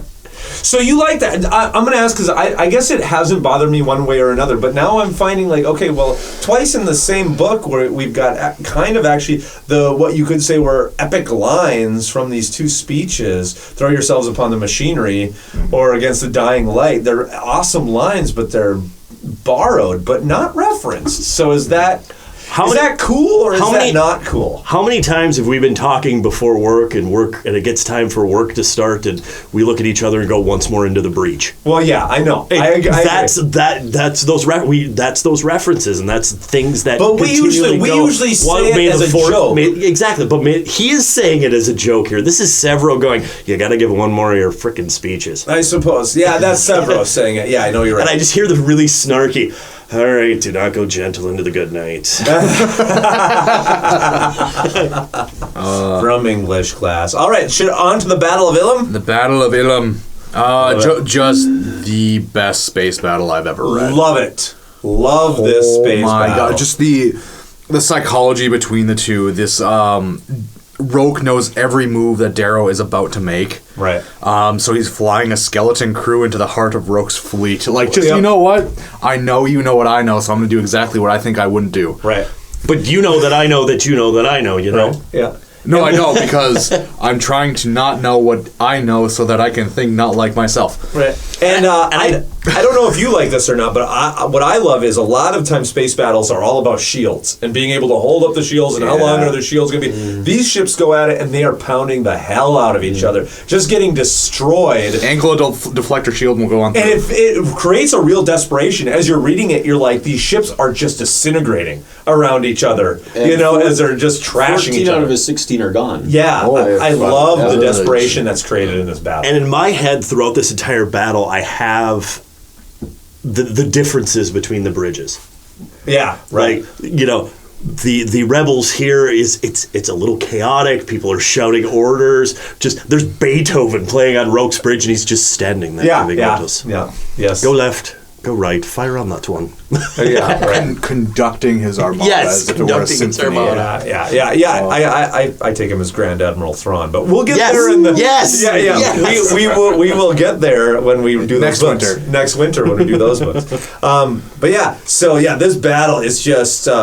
So I love that Roke asks for surrender and Darrow flicks him off. Yeah. There's all these little nuances that go on in here. But I love this idea of leechcraft. We've seen leechcraft before, but now, it's just in its full glory. And so the ships kind of pull up alongside each other and almost like boarding parties, they fire all these leechcraft at each other. It's really epic stuff. Yeah, the heavy raiders from Battlestar Galactica. Is that what? Yeah. Kinda, yeah. It's Matt. Between that and between them, are we? We're kind of on Battle of Ilum to Helldiver. Yeah, kind of. Well, it's this whole thing. Let's talk about his entire plan here. What goes on? Oh, this came out of nowhere for me. I love this plan. Yeah. Well, they create like a column of flak, right? And they use that to get further in towards the Colossus. Yes. Which is Roke's ship, right? The Colossus which is Roke's flagship. It's his command ship. Yep. It's his Imperial they get close enough. It's a superstar destroyer. Yes. Yeah, they get close enough, and he's letting Roke launch these leechcraft onto the packs. Right. They start punching their way through, and then Darrow and his skeleton crew go up to this elevator. They go up into this hangar bay, and they're like, okay. Now we're ready to start fighting. We've just been goofing around. Right. This has just been this whole time I'm going, what are you doing? Yeah. What is going on? There's people. Oh my God, is he actually going to lose this? Yeah, it was actually. There's still so many pages left in the book. How is this possible? Right. I had sweaty palms. Right. Because he's faking him out. He's faking Roke out. Roke launches all of his leechcraft, and he's clearing his ship. Yeah. Right. Darrow is because he's sending everything to Roke's ship, and Helldiver. I put like Pavlov's dog. Whenever I see the title Helldiver, I start to salivate because I know it's going down. That was something I did want to bring up about this book, about this trilogy. How many times has the chapter title Helldiver and Silence been used? Yeah, Helldiver I know has been used in every book. Every book. I think Silence is used twice in this one. Really? No joke. Wow. But yes, they climb into the claw drills. Yes. And they start drilling through their own ship. Yeah. Like to build momentum or something, or to build up heat in the drills. Right. And then finally they drill into Roke. And I wrote this down here. I think this is Is this the first time we get the description of it's an arm cut off at the elbow? No, they described that in the first book. Okay, that's so long because ago we kind of made fun of it. Cousin It. But yeah, because they need to build up. They need to build up the heat before they go into space to keep the drills going. Yeah, actually, I wrote down. And then finally, they drill through the entire ship. Yeah. And then I just had this moment of all of a sudden it just battle, and then all of a sudden it's just going to the dead silence of space as the claw drills are falling. Oh my god! I completely had the same visual where it just be the music would be swelling and they'd be drilling through their own ship and silence and they just drift. Yeah. Maybe it'd be awesome. And they're talking about how they retrofitted some blast cannons or something onto the claw drills so that they could kind of steer, because Daryl gets hit by a piece of shrapnel, by a piece of some other ship essentially, and gets pushed off course. But he can only push forward. He can't correct. But what they did is and I caught this just quickly is it's kind of dead men while they're in space. He doesn't have control.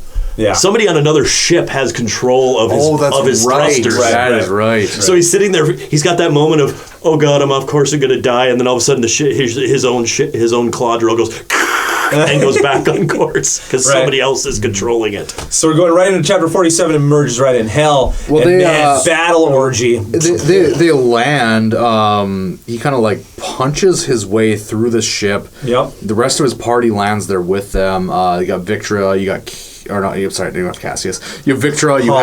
You have Holiday. You have the Obsidian party, who are now tripping on shrooms. Yes, because the Obsidian party are offering shrooms to everybody, and they're like, no, you will see dragons.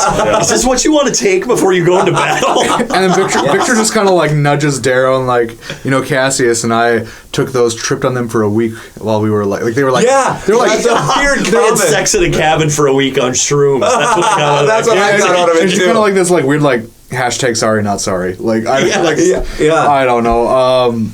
And this quote at the end here: "The Reaper has come and he has brought hell with him." You tell him I'm coming and I'm bringing hell with me. Into chapter 47, hell. Hell. So real quick pause here. I'm thinking here. Going back to the size of these two ships. Yeah. Pax is much smaller. It's said as being 2 times smaller, essentially. The Colossus is twice as big and 3 times the girth. Yeah. How many people do you think are on the Pax? It uses girth, I'm sorry. Yeah. I don't know. Thank you for catching. Are we ever told? I don't know. I don't know, and then it's talking. It's a skeleton crew. It's essentially they just stop that hangar. Just enough so that they can do their crossing. Yeah. So now, it talks about how Roke gambled big. Okay. Yeah. So his ship is twice as long, 3 times as wide. Yep. Mm-hmm. How many men did he have to send? About 15,000. 15,000. So on this whole ship that is over 5 miles long, he only had 15,000 men.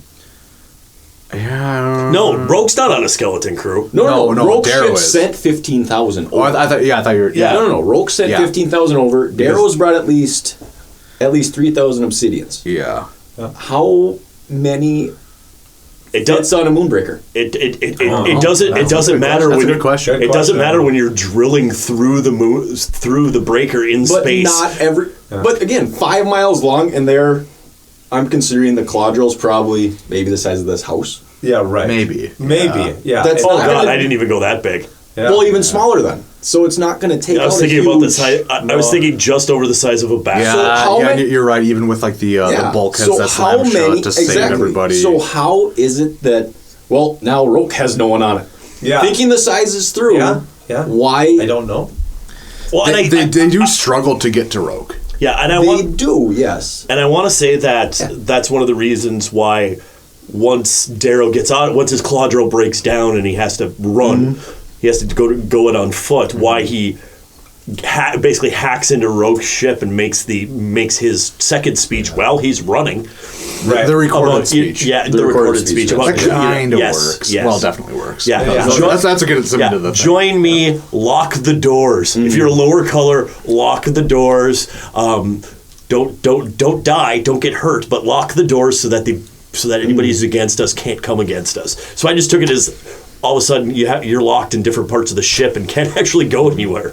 Yeah, I feel like a lot of this was kind of glossed over. It was super action packed. Yeah. But definitely just from their point of view in this ship. I like how they finally get to the bridge door. Let's get to this bridge door. They get to the bridge door and they're trying to okay, it's the beginning of Phantom Menace, and they're trying to burn through the bridge door. It is exactly Phantom Menace. And then all of a sudden the bridge door opens. That's this entire chapter. They're just like drilling through these bulkheads. Yeah, exactly. Yeah, and trying through it. And so they get there, and then the door opens. Cinema sins. Convenient pink is convenient. Yeah, I know you're really irritated by this. So Pink is ex machina.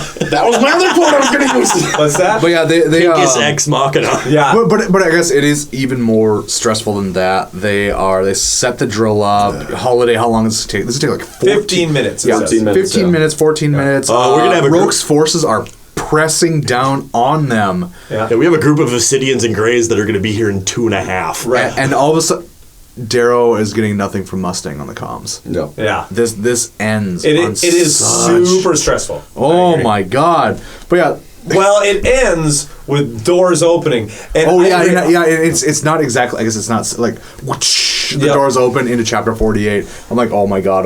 Yeah, I know. Not only are they're not just pinned against a door. They are being pincered. Right. Like two forces are just going to erase when them. the doors open because they're not supposed to, I'm like, okay, Roke has a trap inside, and they are now pinched between. Exactly. Oh yeah, this is the door opens and there's 117 stormtrooper obsidians standing. Yeah. Let Neal go because this is his big issue. Okay. There are many issues with this truck. Okay, yeah. So there is. So going back to Roke talking with Darrow on Io. Yeah. He says, the reason why I want to kill you is because Quinn died. Leah died. And now he has a pink? Yeah. He has a pink, not even just a pink who he thinks during the most important battle of his life, he brings onto the bridge? I agree. Why is she on the bridge in the first place? Why does she even do what she does? Why? No, not even done yet. Yeah, Rance is cutting over all of you guys. Let him go. Rance is cutting over all of you. And why does she have permission during a battle? I feel like there's different battle protocols of who has permission to do things. I'm a pink. Bloop. I open the door. Yeah. Where did this come from? She's essentially a slave. Why is she free during an epic battle? Why is she free to do anything? And like I said, and Klab put it as pink as machina. Yeah. It's so convenient that there happened to be this one pink in there who listened to his whole thing, yet no blue who's listening to Roke notices, oh, the door's opening. Click. Stop. We're wired into the ship. Right. It's one of those things that I didn't think about it when it happened. But after you said it, I'm like, you're right. Like, that is actually real sucky writing at that point. Because you should not set up this. I defend it, Klab. I'm not going to defend it. I'm going to my modicum of understanding. Yeah. Fair. You have to remember, Roke's never been beaten.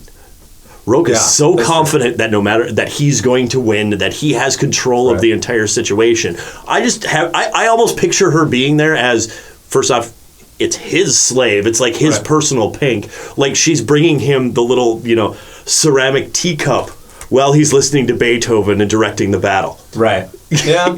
He is so. There's no way that any of this is going to go wrong for his bridge to be taken. The only thing I feel that this could have been rectified if we had just a couple scenes with Roke, with this pink being mentioned, and maybe about how he has confidence. I maybe would have been more annoyed at that. Maybe. And later, though, in the same one. But I mean, it is just used like it's like saying, and he has a trained baboon on there that opened the door. Like, I mean, she just opens the door. Going back to his slave spot here, though, in the chapter, it actually talks about how to Darrow it sounds like Roke feels betrayed as a lover, not as a master. So this is someone who he actually cared about. Yeah.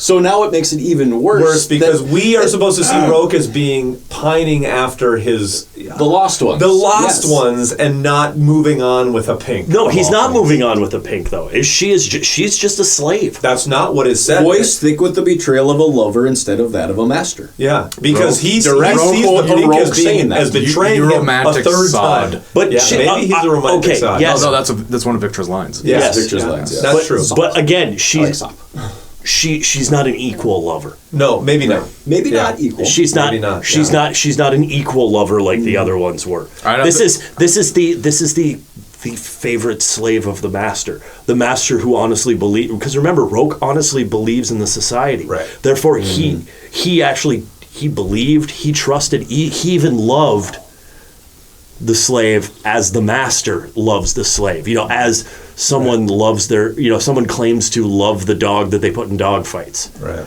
Or, or something like that. And can't even imagine that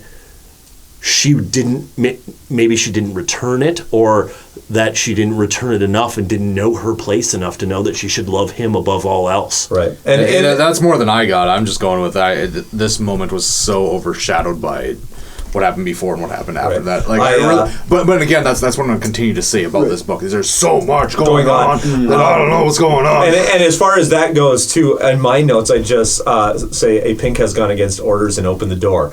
Yes. At the time, I didn't even think of it. But now, thinking retrospectively, I'm like, yeah, it is. It's now more of an issue for me. But even if it's an issue, I think the rest of this scene makes up for it. No, there's still one more problem. There's one more problem. Now I'll let you take this one. I have a major issue that comes up next, and I am going to take this one right to Pierce Brown's doorstep because I don't know why you would make this decision. I have a minor defense that could be seen, but so there is a Praetorian that comes out that's on the bridge with them. Her name is Felicia whatever. Oh God, finishes. yes. Because Darrow and Victra kill her, and then Victra walks by her and says, "Bye, Felicia." My notes then have nothing but capital WTFs for about 500 times. I let it go. I let it go because what comes next is awesome. But she did the Praetorian thing where she did the because she said her name.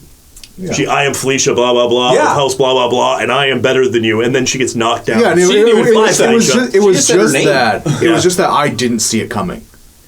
It was just I am Felicia, and then he hit me with it, and I giggled. But Pierce knew what he was doing with that. That is like... Yeah, he totally did. But you know what? He somehow... didn't it wasn't coming up she's gonna say it. She's gonna, of course you used that. Is like reading. It was this amazing thing is going on, and all of a sudden gotcha. I don't think so. I feel like this is if you're reading a book in the 80s and some character says, "Where's the beef?" or something it's just I feel it's just it's stupid. It's so stupid and trite. Especially when what comes next happens. You're gonna have a character say, "Bye, Felicia," right before what happens next, which we did as an intro, which is amazing. You have amazing writing juxtaposed next to this really weak, foolish, I'm just going to do something for a little joke.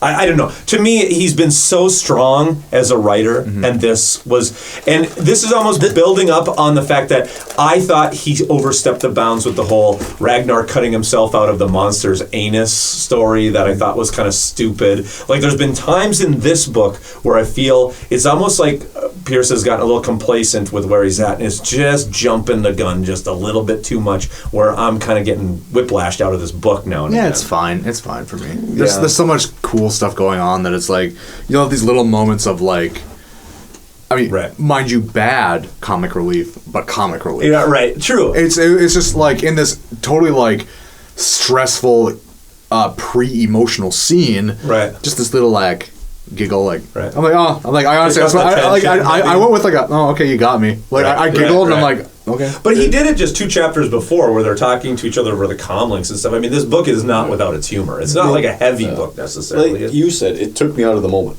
Right. But now my minor defense is that since this is in the past of this is in the future of our time, what if that was something she picked up from her learning of history? And she saw the perfect opportunity. What if it was? I can't. I'm just saying, what if... No, don't get me wrong. I'm still with you. I don't like it. But hey, maybe that's Victra. I mean, she's weird like that to like those types of things. But now let's get on to what is awesome about this chapter. This is not awesome. This is sad. It's awesome and sad. I got emotional reading this chapter. This is super impactful. Oh God. Mm-hmm. I read this chapter out loud. I read all of Rogue's lines out loud. Oh, that's so awesome.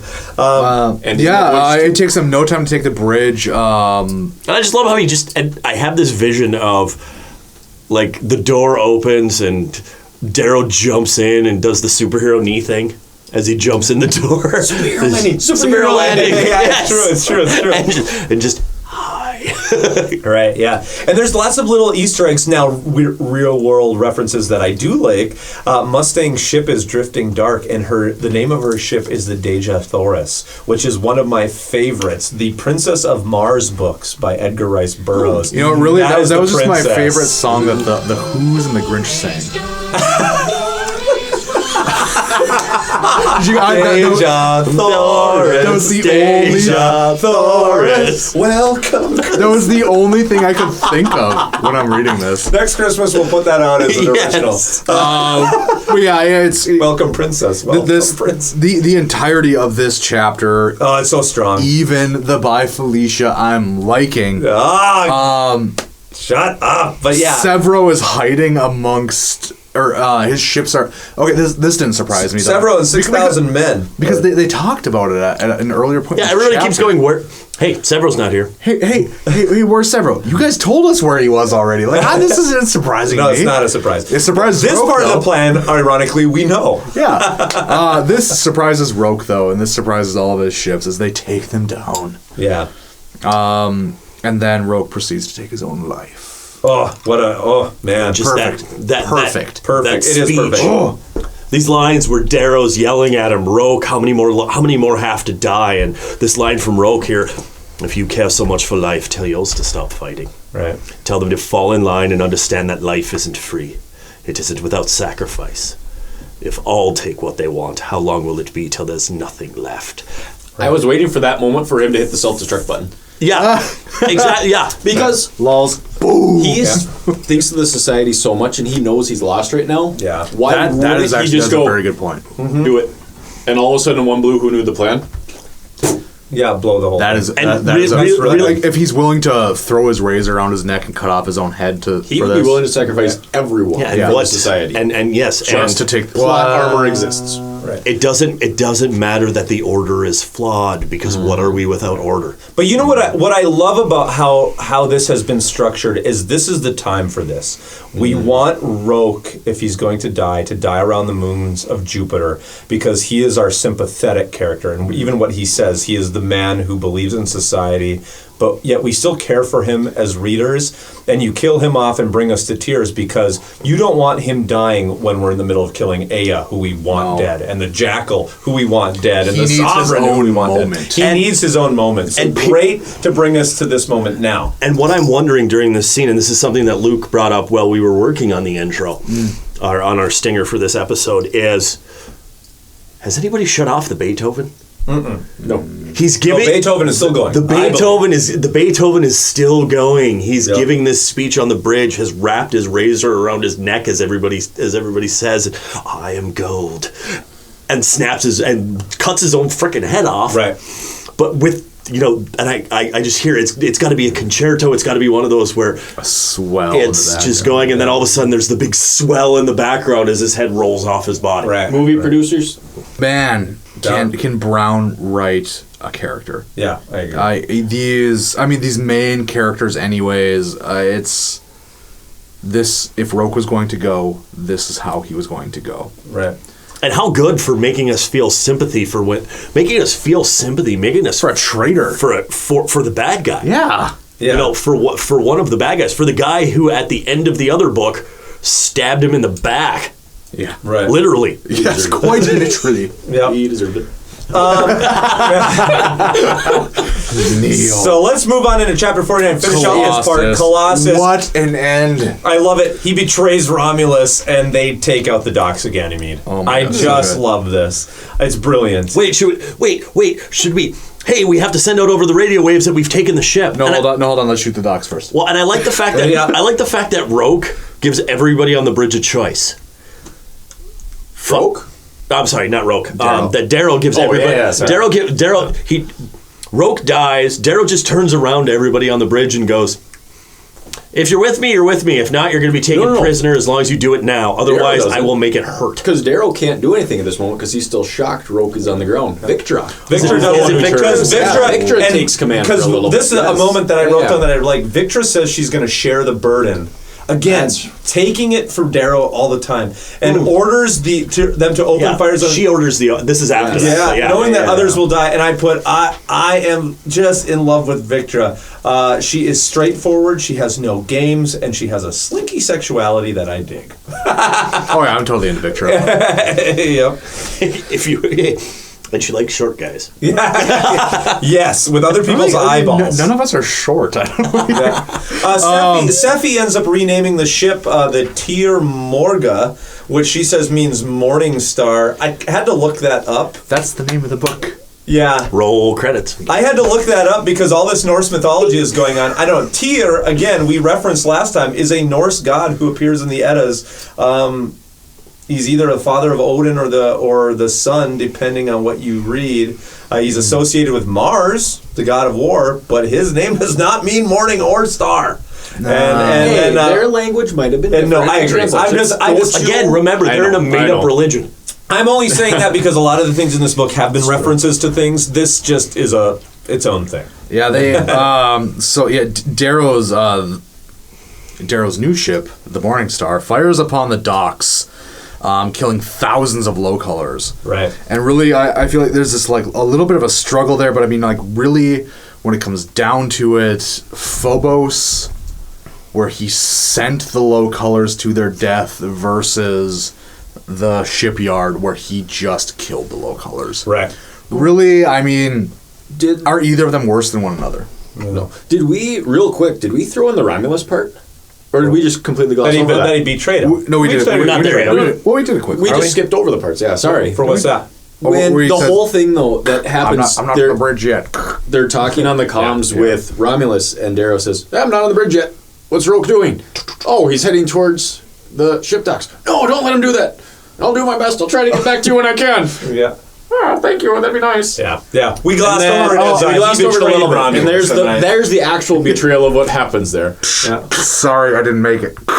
Yeah, it's called the Chuck noise, in case you haven't ever watched Panics. I was more of a Saving Silverman fan. Sorry. But you don't have to make the noise. But yeah, they get to that moment where it's a full-on betrayal, but Romulus has no knowledge of this. But we get more into that in part 4. All right. Yes. So end of chapter 49, barreling into part 4 and chapter 50. Yeah. I'm going to put it in. And I want to make one more reference here before we jump into part 4. Okay, I suppose we'll let you. Going back to the idea of the Morningstar. And again, reference to both Nordic myth and going into Christianity as well. In the Jewish texts and in the Christian text, the Morningstar is actually something that is referenced to both Satan and Satan Jesus. Is the Morningstar, and yes, and so is Jesus. Yeah. So again, I'm thinking Pierce drives this reference in here because okay, who is Darrow really? Is he supposed to be Jesus, or is he Lucifer rebelling against God? Wow, I love that. That's a good one. That's a very good one. Yes. Yeah, exactly. Well, that's the point. Yeah, exactly. Yes. So do you guys want to break for lunch now, or should we do it later? Yes. And I do like that it does come up because the cover of this book kind of infuriate. It made me mad because it had a sling blade and or sai. It's just a hand sickle. And then it said Morningstar, and I'm like, that is not a Morningstar. Just because it has a weapon, and the title is a weapon. And that's not a weapon, and also he is the Reaper, so it's just... At any rate, chapter 50. I agree. The Thunder and Lightning. Thunder and Lightning, yeah. So Romulus knows that Darrow lied about the nukes, but he can't afford more wars, so he just acts like he believes it. I don't really care about spending much time with Romulus. The big deal is that Darrow decides to withdraw to the core. And I love... Well, we have these moments here, too, where Victor's going to go after her sister. Right, yeah. Oh, yeah. They bury Roke by shooting him. We did kind of skip over that. In chapter 49, Antonia did find time to bail the heck out of there. Yeah, that's right. Yeah. Oh, God, we're losing. I'm out. Yep. She runs. They bury Roke, and Darrow has Cassius. Yeah, they bury Roke by putting him in a torpedo and shooting him into the sun. Did they have bagpipes playing Amazing Grace when they did it? We can only hope that he lands on a planet that is being terraformed and is reborn. Yes, they bring him back. Yes, I know they shoot him into the sun. I'm pretty sure there's fan fiction of that. What shot is that? I like the funeral scene. I like the funeral scene. Chapter 50, bar none, is my favorite chapter in this trilogy. Because of Darrow and Cassius and their long talk in the quarters? The funeral, and their them talking and drinking whiskey and just reminiscing over like old college, hey, look. Why don't you come over? We'll crack a beer. And we'll just watch all the old vines I recorded. Yeah, the old times. And one of the reasons that he's doing that is because he's in Roke's quarters and he's going over Roke's recent playlist. And what was Roke just watching? Yeah. Roke was just watching them at the Institute. Again, painting Darrow is, in some ways, is like what you said. Is he Lucifer? Is he Christ? He's got both dualities within him. He has betrayed his best friend. I feel for Roke so much, even in this chapter with what we're seeing here. Roke has been sitting in his quarters watching videos of their good old times together. Exactly. Watching videos of his good old times together, drinking Roke's private stash. Yeah, right. And I don't know who that speaks to, that Roke can watch those and still pursue and try to kill Darrow. Or that Darrow kills Roke and still sits down and watches those. It's really very complicated. Yeah. And he brings Cassius in and takes the shackles off Cassius, and they just sit there and drink scotch and talk about the holidays. All worried about no, we're gonna hang out. No, go outside and go. No, go to bed. We'll be outside. No, go to bed. We'll be outside. This is really where I'm feeling this. Morningstar is striking a balance with me that Golden Sun never did. Yeah. Yes. And this, I wrote this down. This isn't a dig at you at all, Neal. What? No, it's man. There's nothing like it's. They just I don't know. It's striking a balance that you have these crazy action scenes and then you have these slow scenes that aren't. But they're not overdone like I feel they were in Golden Sun. For the most part, are not overdone. It's a very interesting, it's a very nice dive into these characters. And maybe it's just an advantage of it being the third book, where we know these characters. I love these characters. And it really is. It's almost like the old school like Civil War brothers, where one fought for the North and one fought for the South. Yes. One's a prisoner now, but he's in my prison camp, so I'll go sit down and have a drink with my brother, and we can talk about when we were kids. And this is fought over slavery. Interesting. Cool. Sorry, Luke. Okay. So on to chapter 51, Pandora. Victra calls the crew. What's in the box? She caught Antonio. Oh, actually, no, here it is. Victra calls the crew to the asteroid belt where she has taken back the Pandora. Oh, look, now they're in the belt. At any rate, so anyway, Victra's back with the family ship. Yep, right. The Pandora. How do you, and there's the conversation here too about how do you know because she's got the quote unquote slaves and she's got all the people from her house that are on the ship, and how do you know they're going to follow you since they were following your sister? And Victor just drops the line of, well, I'm actually the true heir. Yeah. You know what? We've had all these moments coming up to this of like, Victra, we can't trust Victra. Victra, we can't trust Victra. Victra, we can't trust Victra. Oh yeah, we can. Victra, we can't trust Victra. Oh yeah, we can. All of a sudden, like Victra's in power. Oh, can we trust Victra? Right. and Antonia's here, and they throw her in a cell, and she's just as snaky a bitch. Okay, so let's just keep moving into teeth because they put Antonia and Thistle in cells next to each other, and that chapter 52 teeth. Oh my god! Oh. They turn up the heat in the cells, and you have this great. Well, they give them the ultimatum. The one who talks to us about information and battle plans gets to live. Yeah, whoever sells out the jackal the most. Yes. But Antonia tricks Thistle into getting too close to the bars and grabs her hair. The rest of them here's where my bashes skull in.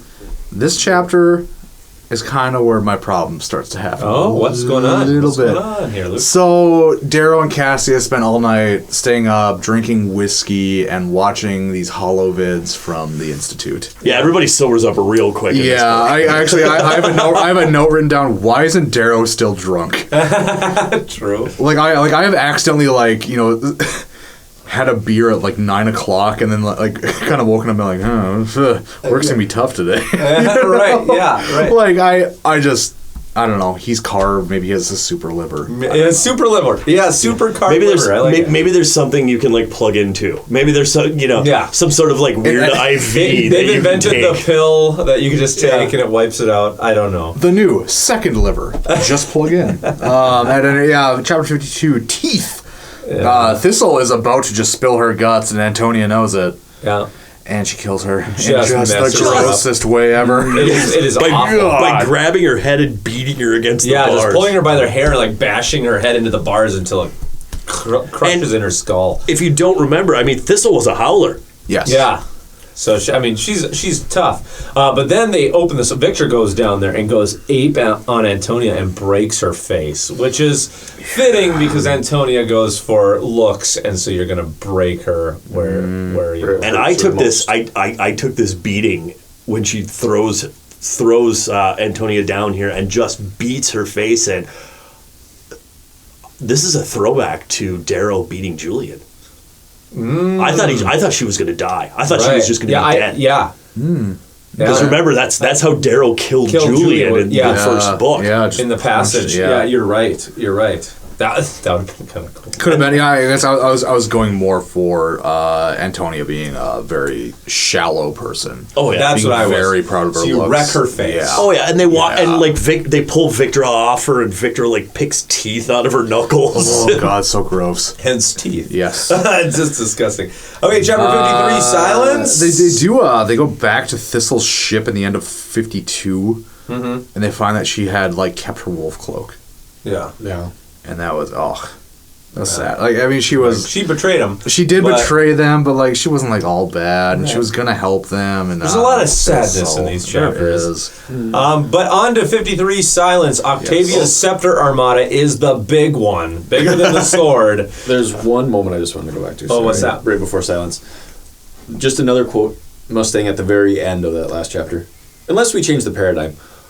How many times can we change the paradigm throughout this book? Well, we're going to change the paradigm. Okay, we're going to change the paradigm again. Yeah. Well, we're outnumbered 3-1. We're going to change the paradigm again. We do always change paradigms. You've been changing it the whole book. Yeah, and yet you still never say what your plan is ever. This is true. All right, so Octavia's giant scepter armada, bigger and better than the sword. They'll be outnumbered 3-1. Yes. So again, like what you said, they need to shift the paradigm. I had that written in my notes. Darrow and Holiday have a little talk. They are I feel like these are really well written character development points. Well, I love the fact that this little talk between Darrow and Holiday, Darrow's sitting on the bridge, just kind of watching stuff. Holiday comes in, I just see her sitting down, sitting on the floor, and she likes a doobie. Yeah. You know what the thing is though? This is part of the book though where I kind of got a little tired. I'm just because she starts talking about cornfields and everything, and I'm okay, Holiday's been here with us for a while, but man, 100 pages from the end of this book, I really don't care to be sitting with Holidays smoking a spliff and talking about cornfields. Oh yeah, we grew up in corn, and my brother never wanted to leave the corn, but I knew he was going to come with me, and I always wanted to leave the corn. It's kind of throwaway. It's almost hey, we actually know nothing about Holiday. Let's get her moment in here. And it just kind of felt a little forced in here. And I didn't care. We don't live in cornfields. Yeah, but I feel like if I did, I would get this.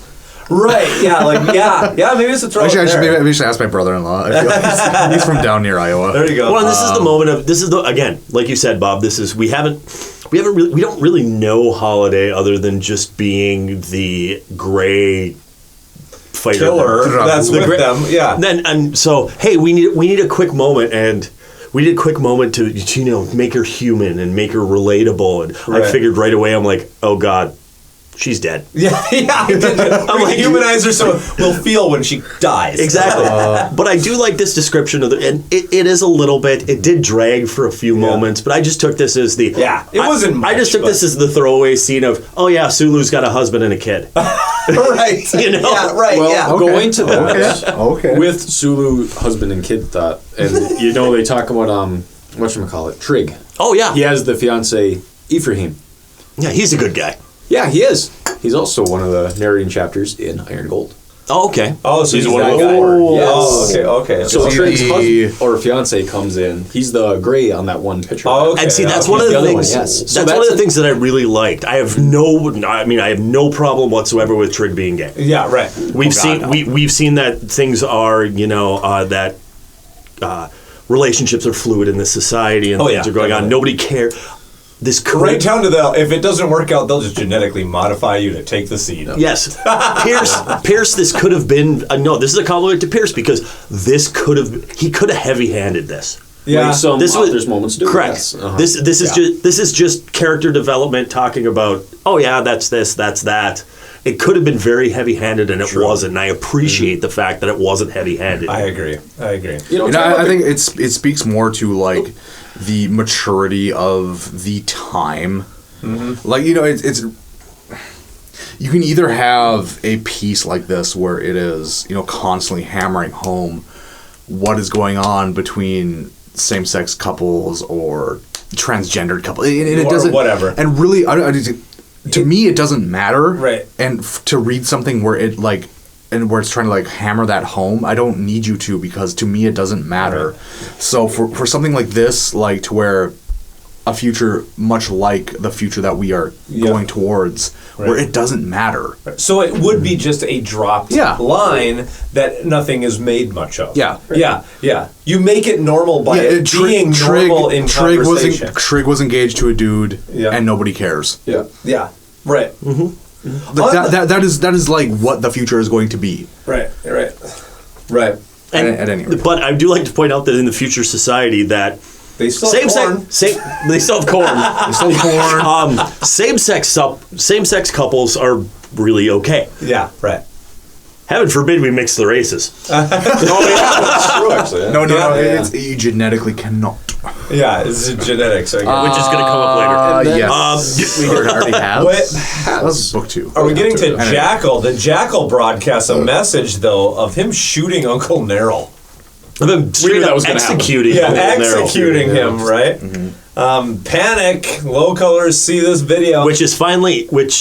This happened weeks ago. Right. Yeah. Storyline. They just finally get beyond the jamming signal to where they can pick up signals from the core, and this comes blaring through. Oh God. Who saw this? Everybody. Oh my God. Yeah. The low colors all see this video and they want to take down the golds. Pierce does an interesting thing of balancing kind of on a knife's edge, I think. This idea that the low colors have been in this place for so long that they actually do things sometimes that are almost against their best interest, right? He almost paints them sometimes as the mindless masses, who which see this, which they would be. Well, again, it's the human being as an individual is a very intelligent thing. Yeah, the human being as a group entity. Yeah. What's that? Mob mentality. Yeah. And I like how he balances this, where the very thing we're fighting to save here, let's liberate all these people, but they're all acting like complete twits right now. Yeah. Yes, twits. Twits, that's what I'd say. Yeah, so kudos to the Jackal, though, for knowing what could cause problems. Yes. You give him credit for his whole... He's got his little back pocket plan still anyway. The gold, we love Nerl. The golds killed Nerl. Screw all the golds. Even the ones we fought beside. Yep. Yeah. And this causes the riots in the fleet as they're going to our final battle here, as we're in the final section. Who's the leader of this uprising right now? But one thing, I did take a different tact. As I'm looking at my notes, I forgot that I even did this. But that video of shooting of Uncle Nerl being shot, Pierce does this thing where the low colors kind of lose their crap and totally fall apart. I actually saw it the other way, is that this should galvanize them. In fact, what I have written in my notes, because I was kind of forgetting what I was thinking at this point, it says, this video should galvanize the low colors' resolve to take down the jackal together with the high colors that fight with them. I feel that this part of them falling apart is just thrown in to make the jackal look smart and to add a needless twist towards the climax. Well, he got me. Feels kind of ham-fisted. And see, I went with, I understood this because I went along the lines of, well, again, the society we live in today. Yeah. We have different groups and different things happening in the Middle East and different places around the world where they broadcast the videos of beheading Americans. Right. And you have a certain section of the population that is galvanized by that. And the other section that goes screw. No, it's everybody. Yeah, it's all of these people that that we need. And with that, the reason why I think you're hit the nail on the head there is the one who's leading this whole uprising is Sephi. Look at the Obsidians. How much experience have they actually had with golds? They're gods. Exactly. They think they're gods at that point, so they still haven't. And now they've been slammed with realization that they're not. And they still haven't really experienced all the good things about some of these golds yet. Right. Whereas Neal, so they're lashing he was one of out. that lower ones, so they're lashing out on anything that still ties into this, which is why she's leading into 54. Let's go into Goblin 54. and the Gold. Yeah, Goblin and the Gold. What's going on here? Sephi's leading this angry crowd, and she's hanging them on a walkway on the ship. I couldn't get it out of my mind. For some reason, all I could see was Star Trek Deep Space Nine. The place she's standing and hanging them was Deep Space Nine. I don't know why. I haven't watched it yet. I had the hanger from Pacific Rim. Okay, well, there you go. There you go. Nice. Okay. Yep. I think I even saw like Odo standing around here as this was happening in the crowd. Yes. Is he on a Pop-Tart? Yeah, the promenade. They're on the promenade and Sephi's hanging people. But yeah, they're on the promenade. They're throwing golds off the balcony. Oh, this is horrible. And they have and then somebody's gone and gotten Cassius. Yep. Sevro grabs Cassius and throws him off the edge with a noose around his neck. Well, and because Darrow's trying to listen to me. No, we can have peace. And finally Sevro says, screw this, flies up there and goes, all right, I'm with you. Yep. And first off, I have no idea what's going on. He has snuck off prior to Darrow and gang going there, and he has went off and gotten his Ares helmet. Yep. He flies down wearing the Ares helmet. He gives this big, grand old speech like, who is this man? He's a murderer. What do we do with murderers? We kill them. Yeah, we do. And he kicks him off the... Yep. And then we get the whole explanation of how, we're in space, we're in a ship, the gravity's not quite there, plus the golds are a little stronger, so they choke to death. Yeah. They suffocate rather than their neck snapping when they're hung like this. Well, okay, so I have a big kind of weird issue with this. Yeah, because I get this. Chapter 55 tries to make up for this moment, and I don't know if this works up that well. Because literally, Sevro does a swan dive off of this bridge. He does a backflip off of it. Yeah, you are freaking dead. Because strangulation does not kill you when you hang yourself in this manner. Your neck snaps, and there is nobody who would live through this. I don't care that you're gold, because it doesn't matter that they've carved you. Your neck snaps, and then you suffocate because you can't save yourself. If your neck snaps, they're not walking again. It's the nerves. Yeah. But they've talked about the whole thing about how they try to make up for it in 55 by here. saying that if he had been a bit heavier, his neck would have broken. Yeah. I just put whatever. What I feel again is that explain it. What's your problem? My problem is that there should have been enough force on the backflip. Both of them should be dead. Cassius should be dead. Sevro should be dead. And so should have every other gold that was hanging. Yes, the other one. Everybody should be dead. No. Okay. Yeah. So if you're saying let's do if. Yeah. We'll put this equation up here. If the gravity is strong enough to kill the golds who just fell, then but they choked to death. They choked to death. The difference is though. No. Okay, what are we saying here? So everybody should be. So dead. if Sevro does a backflip, that doesn't make him hit the ground any harder. Yeah, it does. He doesn't hit the ground. No, I mean, it doesn't make him hit the rope any harder. Yeah, it does. Why? When you jump, versus when you're pushed? Because you're adding an extra height up to yourself. A little bit. I kind of It doesn't matter. We already have. Maybe he discreetly taps the grav boots a little bit. No. We already have less gravity because the golds who were just pushed didn't. Does it say that there's less gravity? Well, the golds who were pushed, it does say they suffocated. They did not have they didn't. the actual Yeah, no, break. their necks didn't break. Right. So I mean, it doesn't make a difference if you step off or if you jump off. Gravity's gravity. It doesn't. Well, yeah, but the backflip off would push you with more. What force I'm saying is Pierce Brown. No, because you're already putting more force into the action rather than. What I'm saying is Pierce Brown has made a mistake here. He made a mistake here in physics. Unless he says that gravity is different. People die, and usually nearly instantly, when they would do the trap door and they would drop because their neck would snap. Mm-hmm. If otherwise they had a method where they would spin them off so that they would just hang, that's when they'd hang forever and strangle, which is what he describes here. So you're either to assume that these guys weren't really pushed off, that they were just dropped down, which is not what is told to us, right? Mm-hmm. To me, and this is me pulling this out of the book, Pierce wants to always have this like, oh my God moments. So he's going to have Sevro do something incredible, right? To make us all go, oh my God, he put a rope around his neck and he jumped, which is an oh my God moment. And then he shoves kind of a crap line in chapter 55 about, if you're a little heavier, it would have broken your neck. No. This is just now not realistic. You're just doing things now to be dramatic. I'm going to sit here. Yeah. You're all wrong. I didn't say defend that. I have already, and then you guys just jumped in and told me that I was wrong. How would that not snap your neck? So either the golds who were pushed off and hit, either the gold spine is stronger and they suffocated to death, or there's less gravity here and you can't actually be hung here, just like Mars. So the two of us are taking different approaches to this. Yes. You are giving the book the benefit that either there's lower gravity or their necks are strong enough to maintain it. That's what it says in the next chapter. About the golds who were there, how they had looked like they were like battered to death or something, like they were not actually hung to death. Right.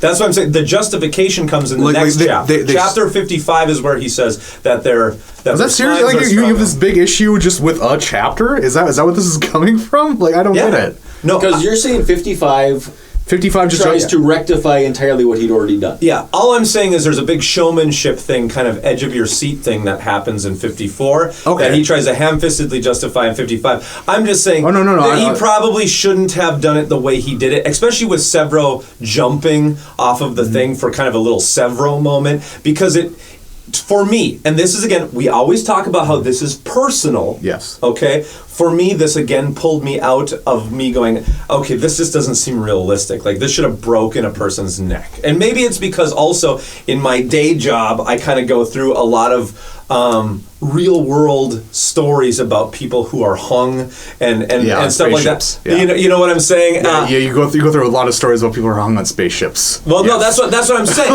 that's what I'm saying. Like, we don't know. Yeah, but that's what I'm saying is that for me personally, then when I see somebody hung, whether it be in space, on a spaceship, or wherever, that I'm like, well, this should snap their neck. You know what I'm saying? Mm-hmm. That's all I'm saying is, for me, this little part pulled me out, and I was like, this is just done for climax. Okay. You know what I'm saying? But... All right, but great. But can we just agree, regardless of the physics? Yeah. It's cool. It's a neat speech. It's a neat scene. It's neat. Cool. It's cool. It's a neat scene. The fact that Sevro is actually the one to step up and make the speech here, right? You know, that's a big. He's coming into his own. And what does it lead to? The hammer coming out.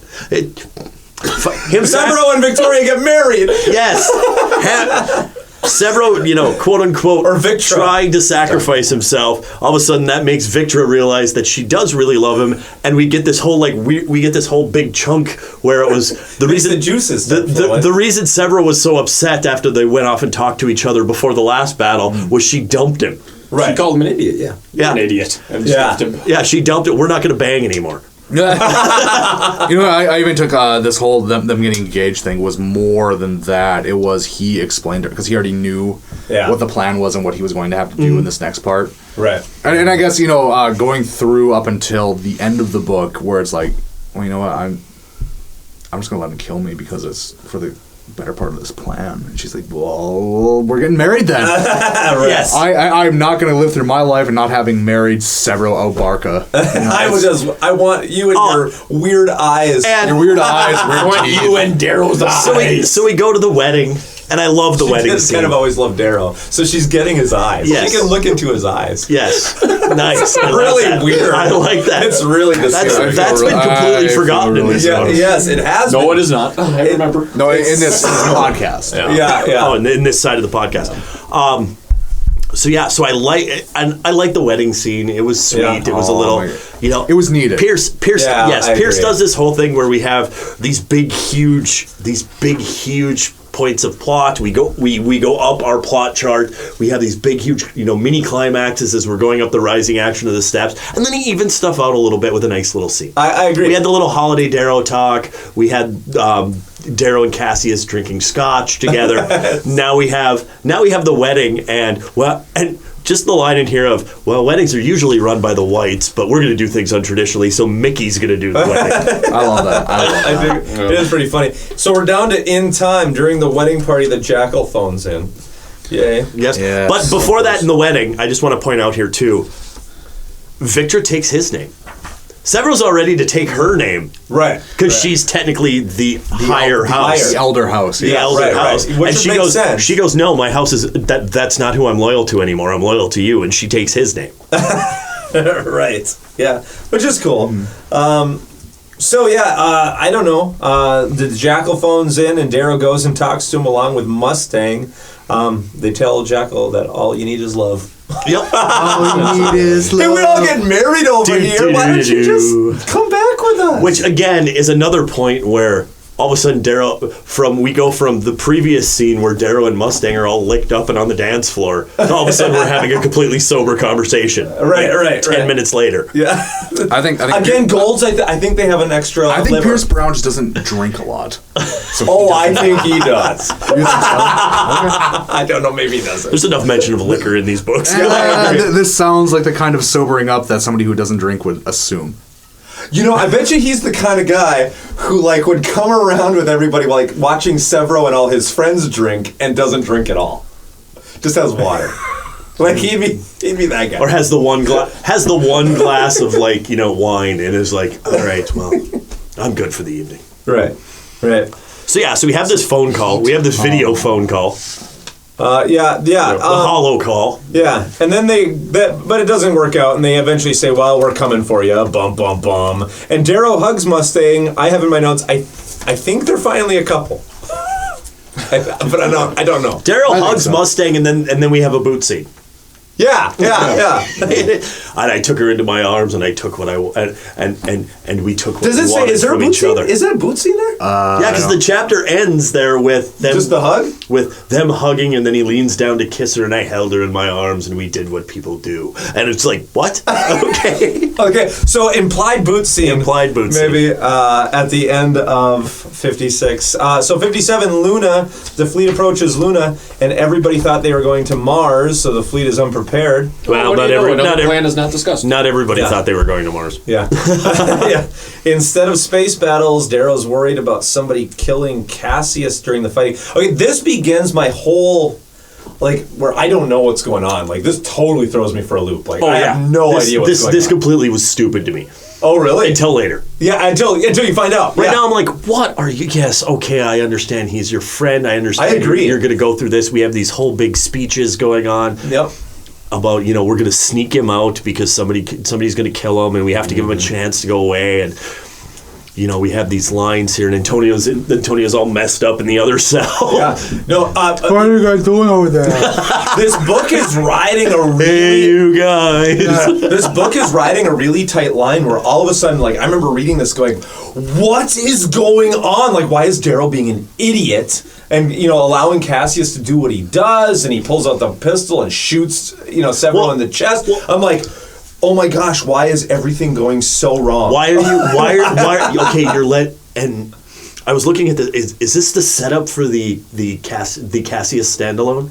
Yeah, right. Like, is that going to be the Boba Fett book? Yeah, is that going to be is that going to be the side book as Cassius gets in the spaceship, flies away, at and this then that's point, the at next this side point, book? all we know is book 4 is titled Iron Gold. We don't know who it's about. Yeah, it could easily be Cassius. That could easily be Cassius' book. Yes, Cassius comes back from Tatooine after living there for many years with Darrow's child or something. Yeah. See, so my notes to reinstate the Golden Government. Yeah, I mean, my notes are like written in the moment because I don't know what's coming next. But yeah, I have like. Yeah, no, mine were too. This battle is the culmination of everything, and we're releasing Cassius, and I'm like just going ape. The Olympic night. Yeah, I'm going nuts over and this. I mean, like at this point in the book, like there's not a lot of book left. Yeah, we still have a lot of crap to do. Yeah, like, yeah. And I'm like, someone's gonna die. And we have and Antonio. Well, and Sevro dies. And then I was ticked at that moment. Sevro and then takes his gun because I'm like, and Sevro, we didn't even get a moment with Sevro. No, Sevro's just Sevro's sitting on a crate after his wedding and he gets shot in the chest. I'm like, no. Sevro goes down like Boba Fett over the Sarlacc pit, and I'm like, why is Sevro not? This is very like, this is very like Game of Thrones, like, really? and like it's pulling me in more, like. Yeah. Well, in reading this, in retrospect, I see why. Why nobody's safe. Like, let's Darrow's plan just went to pot. Yeah. Sevro's dead. Like, let's just see what we can do now. And he makes sure that you know Sevro's dead. 6 shots, point blank to the chest. And I think not coming back. 3 people check his pulse. Yeah. Like he wants to make sure he's dead. Everybody, he is dead, right? And how big was this box they were going to put Cassius in? That's my next issue. Because Cassius would have had plenty of room in this box, considering that they put Darrow, Mustang, and then throw Sevro's dead body on top of them into this box. I feel like it was like a 5 foot tall. It was like almost like a refrigerator box. I never thought I'd be smuggling myself. They ended up shoving because Cassius frees Antonio. They shove Mustang and Darrow and Sevro's body into the crate, and they take out for Luna. Chapter 58, the fading light. And yeah, man, my light's fading. I'm like, how are they going to get out of this? Sevro's dead. Nobody's mentioning Sevro's dead. Why are we not talking about Sevro? And they keep taking his body out of the box and like throwing it to the side. Yeah, I'm like, Rogue got this big moment. Why is Sevro not? In retrospect, it should have been a signal like Sevro's not really dead. But he really hammered it home that Sevro is dead. Yes, Sevro's dead, and I'm taking him as a trophy. Yeah, I agree. They make their approach. Aya is on the line and tells them that the whole fleet is waiting on the dark side. They knew Darrow was going to attack Luna. The Jackal's fleet is waiting. Yes. It's a trap! They went straight for Luna, hoping to ignore the Jackal's fleet. Yeah. Yep. But the Jackal's. I mean, the Jackal is as smart as the Emperor. He sent the fleet to the dark side of the moon, and when your friends arrive, yes, do it. Oh yeah, no, it's so they arrive. They get brought before the Jackal, before the Emperor. Right. This is Return of the Jedi. Luke is going to see the Emperor. Well, of course, it's Star Wars because somebody. I'm not going to lie. My notes. My notes have stopped here because I just plowed through the end of this book because it was so good. Where do they end up with the Jackal? The Jackal is going to bring them to the Sovereign. Do they go to a ship? Yes. Yeah. What's that? But first they. Oh no, they're on Luna. No, they land on Luna onto a landing platform. Yeah, the Jackal is there. The Jackal is there, right? And so they hold him out and they string Darrow out and they cut his hand off with his own razor. They make Cassius cut his hand off. Yes. Which is also just piling all this into this I'm not going to see this coming bag that I have over here. Yeah, right. Sevro's in here, Darrow's hand's in here, and Cassius did it. Right. Okay, let's go. And again, keeping with the whole keeping of trophies, the Jackal takes Sevro's gun. Yep. I'm just wondering if there's going to be a throne room with a sovereign goading them on the whole time while him and Aya fight. Duel of the Fates. Strike me down. I'll become more powerful than you possibly imagine. Chapter 59, The Lions of Mars. The bunker. Yeah, the Jackal's there to greet them. He wears the what do I have here? My notes are all screwed up.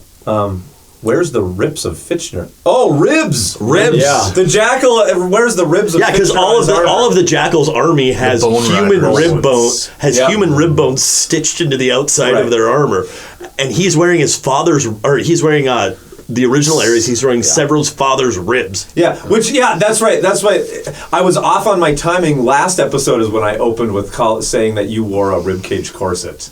That's where this came from. I thought that was because there was something about Sephi's mother having a ribcage like chair or something. It's from this part where they're wearing ribs on Whatever. there. There's a lot of ribs. Whatever, okay. There's a whole bunch of ribs. There's ribs everywhere. It's rib night. Yeah. They're going to be taken before the Sovereign. 60. Yeah, and we'd already talked about this, the whole The dragon's taking off the maw. hand and everything. So let's go to the dragon's This maw. great toothy maw swallows them. Yes, they got which is the president's bunker. Yeah, right. The president's bunker from like 70 years ago. Yeah, because they do make mention about how this is like 100-year-old technology or something like that. It's true. Lysander is there, which you say Lysander is kind of a big deal in the next book. Yeah, he's one of the four. One of the four that you follow, Lysander. Okay. And the jackal. Wow. Yeah.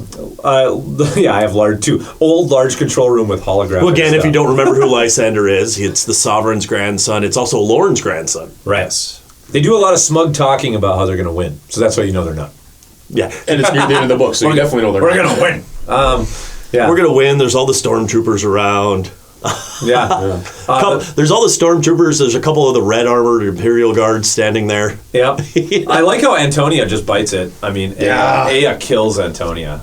Oh yeah, because of her. You ran away. Yeah, which I love. No, I didn't. I was coming. I had to go. I had to go to get safe information to you because I ran away to help you. We saw the whole thing. Finally, I needed this chapter 61 because finally the plan has been revealed. This has all been fake. And I was having so much problems throughout all of this. It really did. The only thing that really snuck through was he kind of lets it leak how the jackal is just kind of doing whatever he wants. Yeah. Oh, yeah. He's calling Antonia or Aya dumb and like kick back on a chair like, yeah, whatever. Yeah. And I'm kind of like, wait just a gosh darn minute here.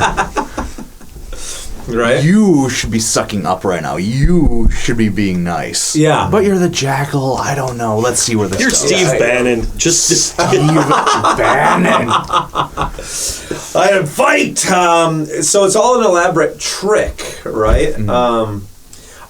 Because at this point I'm starting to get really ticked at Mustang because Mustang is just being so complacent in all this. I'm like, why are you not fighting? Well, like all the characters seem to not be acting like the characters that have grown because there's a plan. Because there's a plan. Part of the sovereign realizes, and everybody understands that the first execution of Darrow. Yeah. Well, okay, the second execution of Darrow, the first execution of Gold Darrow. Well, okay, was a body double. The third execution of Darrow. Yeah, but the execution that was broadcast to the masses was of a body double. Everybody realizes it's a body double. So now she's got and I just picture the one peon gold with the VHS movie camera, right in the bunker, circling her, holding his iPhone up, shaking. Boy, are they lucky this plan worked. Oh, so convenient that this plan worked. Man, I mean, you say you're thinking why did they take Sevro's body? Why did there's a lot of why are they dragging everything down? So they're gonna execute Darrow here and broadcast it live to put down the rebellion. Right. Again. This one should work. But hey, Cassius is on their side. The whole time it was all a ruse. Mustang, Cassius, and Darrow make short work of everybody in the room except for Aya. The Sovereign's on the floor with Lysander holding in her guts. Yeah, because Darrow walked up and gave her the kiss of death, essentially. Oh, my God. And the jackal is all trapped and can't move, and then Sevro comes to life. We said last podcast, remember the snake bite. Yep. That is a thing. They jam snake bite into his chest.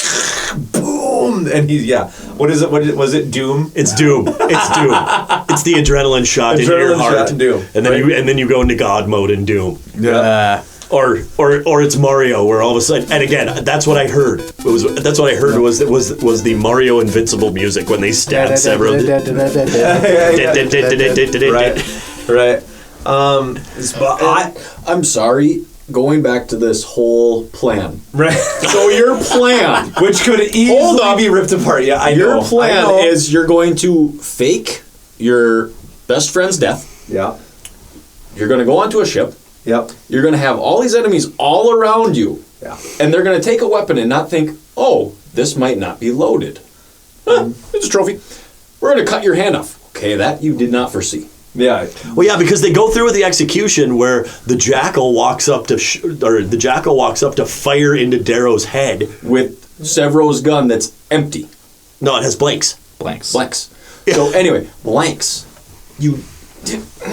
This plan has so many things that are too convenient. It is a Hollywood plan that it makes for good cinema and makes for a good climax that I'm enjoying. But it's one of those things that you have to give it to the book and just be like, I'm going to go on this ride or I'm not. But I agree. But this is one of those things that it wouldn't work in the real world. But it's cool. Yeah, because the execution is originally supposed to be done by somebody else, and it's actually Cassius who kind of goads the Sovereign into making the jackal do it. Right. It's like, oh, why would you be goading him specifically? You've got Aya right there, who knows that she's been wanting to do all and this. I like the fact that Aya needs all three of them to be taken down. Yeah. Well, Aya's a beast. Terrifying. She is just a beast. And she's going to take out all three of them. And Darrow, though, fighting with his left hand is still able to do very well. He does well. He has lost his sword hand, and he's just fine with the opposite hand. Right. I'm sorry, I can't even write my name really with my left hand. I never got the idea that he was okay with his left hand. No. He's not nearly as good. I feel like he lost really fast. Like all of them, they go down pretty fast. He's getting cut off. Think some, but not much. Think Princess Bride when they start two other people with him. Yeah. Think Princess Bride when they start dueling with their left hands. They're not as good with their left hands, and that's why they switch to their right hands later. Yeah. But so real swordsmen, you're going to be okay with your off hand. Right. But that's also still why he's getting cut up. Maybe he and Aya have fought before, and she still has beaten him, but it's been much closer. He has never fought her before. Lauren told him, never fight. Yeah, that's right. We've been seen waiting her for kill this Ragnar. fight. That was it. We've been waiting for this fight. And a bunch of peons. There's part of me that is disappointed that it wasn't between Darrow and Aya, because I've been waiting for them, the two who were trained by Lorne, to have their final fight, and it's Sevro that gets the kill by screaming the F word and takes her out. But I'm fine with it. It's a nice twist. In my notes, at which point the camera's still rolling on the floor somewhere. So they're getting the full live footage of this. Yes, cameras on the floor are a wonderful. Yeah, so everybody is seeing this, which is cool. I really like. 62. Yeah, I should have known to. I in my notes I said this was a really good twist. I was fooled, and for the last 3 chapters had been confused and didn't like what the characters were doing. I was ready to cut Pierce Brown apart for his terrible character choices. I should have known to trust the master. So the name of the chapter is Omnis Vir Lupus, which every man a wolf is what it is. Yeah, they surround. We already talked to all this, right? They surrounded Aya like a cornered animal. They bring her down. She finally got taken. Yeah, but it took that many of them. Yeah, I do love Sevro doing that, right? And it does. I mean, I love that this bad guy is so bad. Oh, and during all this, during this entire fight, the jackal's been staked to the floor. Yeah. with just a stump trying to. Yeah. That's good. Yeah. That is good. But Aya is such a good sword fighter. It's what 3 of them. Yeah. And then Sevro. Sevro is the one who takes her down. And then Sevro on roids. Yeah. Mustang Cassius, Darrow with one hand, and Sevro on roids or future meth. Whatever it is. Yep. Cuts off her head, kicks over her body. I love it. Yes. And then, though, I like the end of that chapter of, I feel nothing but dread because the jackal has begun to laugh. Right. I have a note here. Just staked to the floor, and he's going, Right. I have a note here about how, I wonder if all the savagery being broadcast wouldn't hurt the movement. You know what I'm saying? Like, you have all this fighting, and all of a sudden, you have just savage Sevro jumping around, cutting off heads and kicking over bodies, that some of the golds would be like, well, Maybe back to society, huh? You know? Yeah. I don't know. Good point. Good point. We get to 63. Silence. This is the second chapter. second silence. You were right, Luke. I knew it. That's good. I knew it. The next silence, yeah. And Jackal's laughing. Still going Yeah. with that. And why is he laughing? What does he have Because up his sleeve he again? farted. And the nukes are on Luna.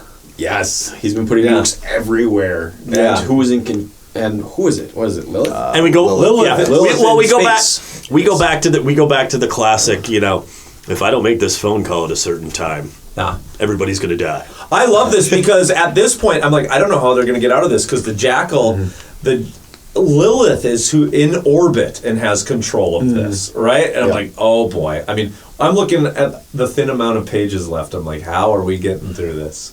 Okay, I have a problem with this. Yeah, go for it. Yeah. I don't get it. I don't get how they resolve this problem. He's like, I have an implant in my ear, and if anything happens to me, and then they beat him up, and then they're still able to stop it. I'm like, oh. If I give the order, and he gives an order, and one of the nukes goes off. Yeah.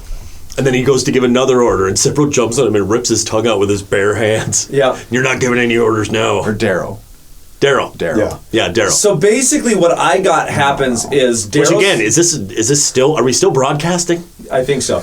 I don't know. So Daryl cuts out his tongue. No, Daryl rips out his tongue. Full on, yeah.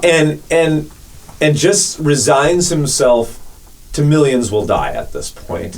And radios his ships, take out Lilith's ships. Millions die in the interim. It is okay. I do like that he disarms the Jackal of his most powerful weapon. His tongue. Yes. His silver tongue.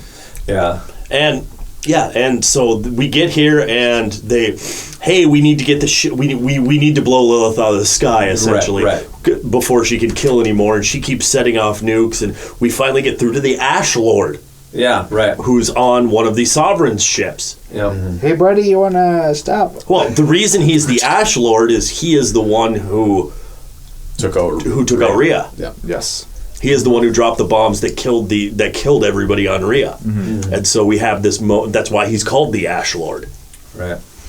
And so we have this again, we have a human moment from a gold who shouldn't be human. Right. I agree. Yeah. So into chapter 64, Hail, both sides turn on Lilith's ship, the Line of Mars. She set off a total of 12 nukes by that time. How much can the moon take? I don't know. I mean, what were they, 30 megaton nukes? 30 megaton nukes. I don't know. What was Hiroshima? 2? 2 megaton nukes. Yeah. I mean... I don't know, but I mean, at this point, the center of the moon is reinforced by this base that's down there. I don't... Whatever. It's science fiction, you guys. Let's keep going. And with that, though, and this is an issue that Bob and I had near the end of this, after Lysander talks to the Ash Lord and all these other... and the Ash Lord doesn't do it until Lysander tells him to. Yeah. And this is Lysander, Lysander. Well, one of the things he does, he goes and grabs the scepter, and he doesn't give it to Darrow. He gives it to Mustang. Yeah.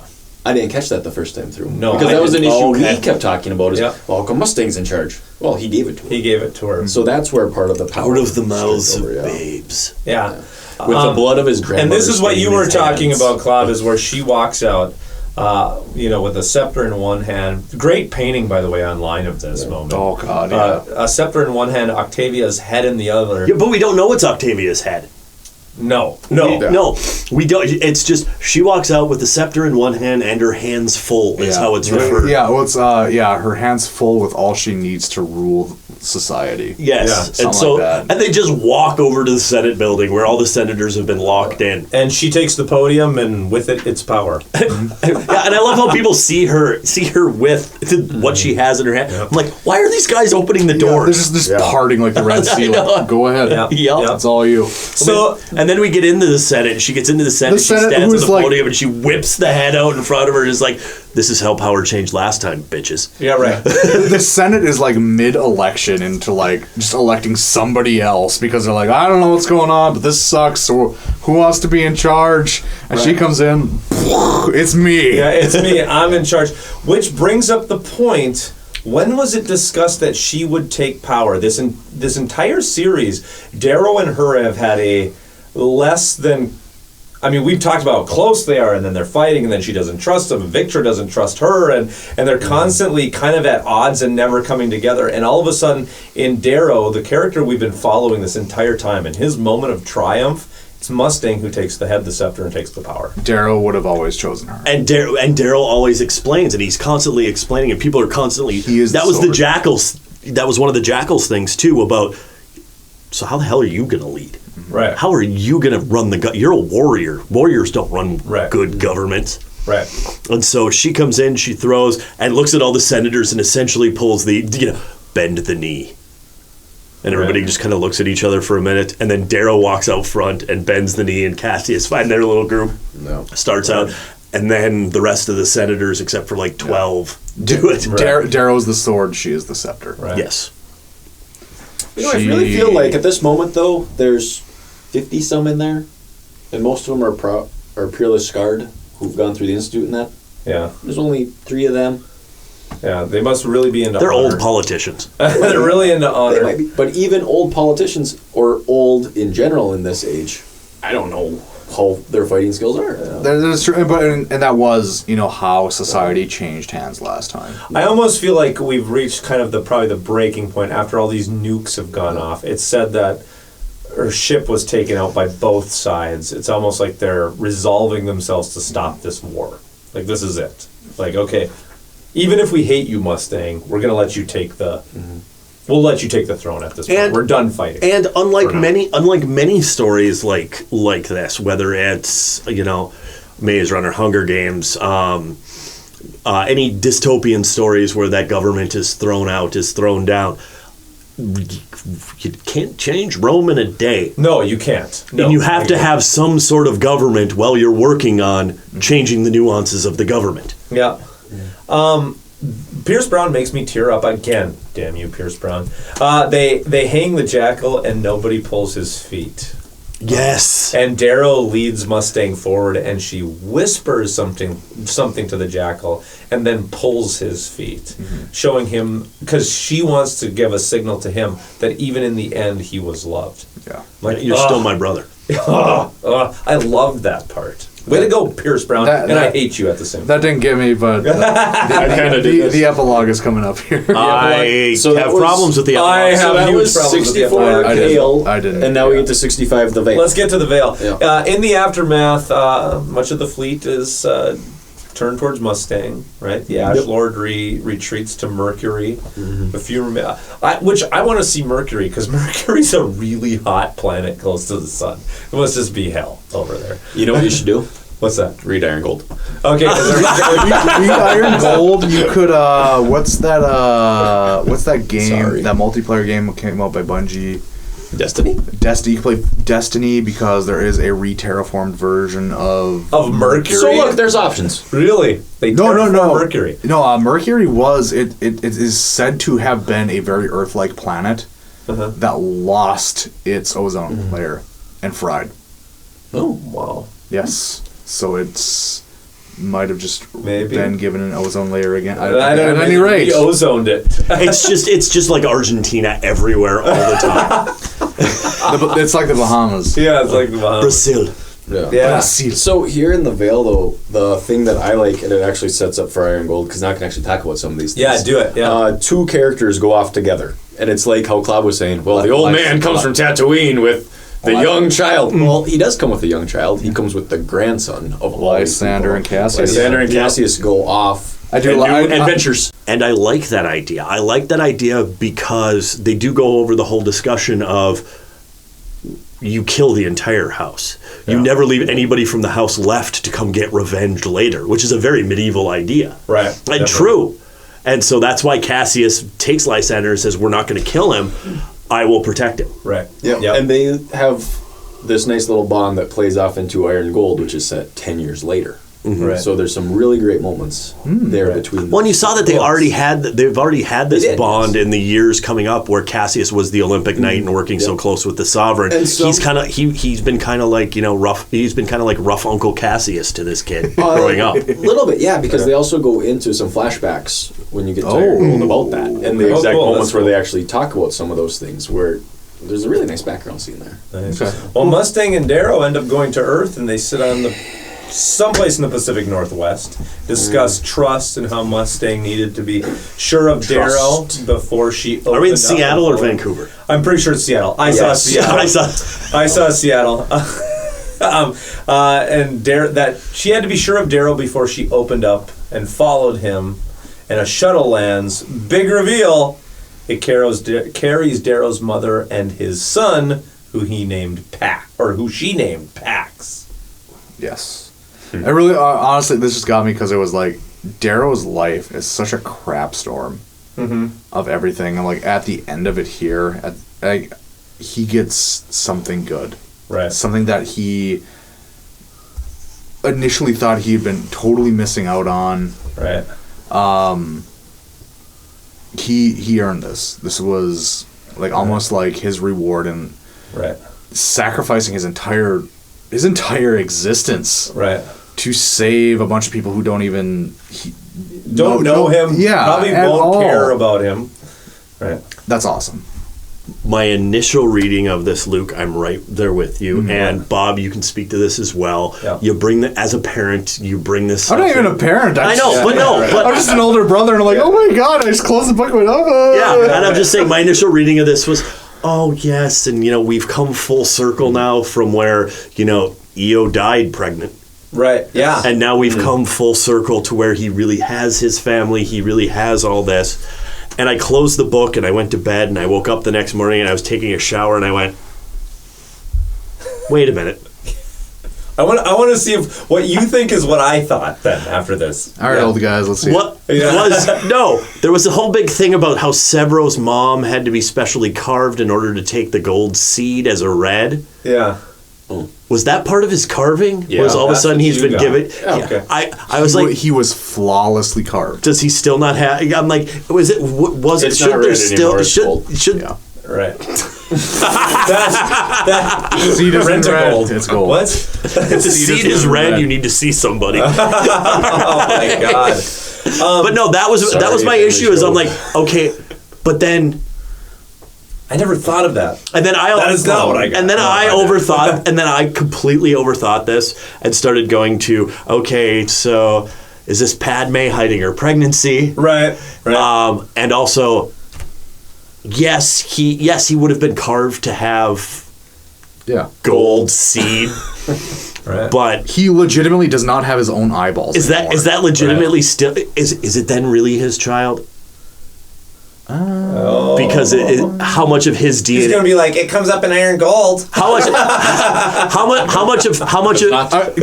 really? First of all, it comes up in Dark Age, where we find out, and everything goes to heck. Yes, really, how much of his? Again, way overthinking it here, but how much of his DNA is actually really left in there? To where is it? How much of his child is that really? That's really a nature versus nurture kind of argument. Yes, there.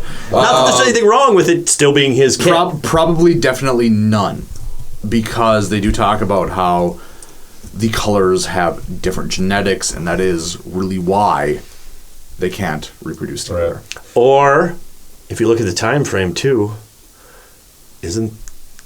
wouldn't that have been somewhere weird in the time frame where is it his kid or is it Cassius's kid? No, it was his. No, I'm not even going to question that, because back it was. If you go the 9 months, it was right at where the rain happened. Yeah, they had a boot scene right before that, whereas the months before that was where Cassius was, and she'd left him before. Yeah, it was actually. So I have no issues with knowing whose kid it is. I'll buy that. Yeah, I'll buy the timeline. The time frame was I'm still confused about the genetics, but I'll buy the timeline. The time frame was so close that I actually questioned it for a second. But I might not know much about this book, but I've got the timeline almost down. Okay, so Bob, what were you going to say? Human pregnancies take 9 months. I know. It says 9 months after the lion's reign.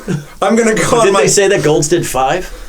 No, a bunch of the other colors changed, but the gold were kept pure and it was stated. Okay, I don't want to do like another Hammer of Karis moment. But to me, okay, we have followed Darrow this entire time. He has seen he has seen his wife die. He had to pull her legs. He has been the beginning of this entire thing. He has been in darkness and tortured and carved, and we have been struggling with Darrow this entire time. And the entire time what has made me irritated is how him and Mustang cannot communicate, and this relationship just does not seem to work out, right? And I've even felt in this book Mustang is in some ways pushed to the back in some ways. I'm actually surprised at how little Mustang there is in this. I'll buy that. And then all of a sudden at the end of this book, what I don't like is basically she shows up with the kid and says, I have been like waiting for you to. I didn't want to tell you about your son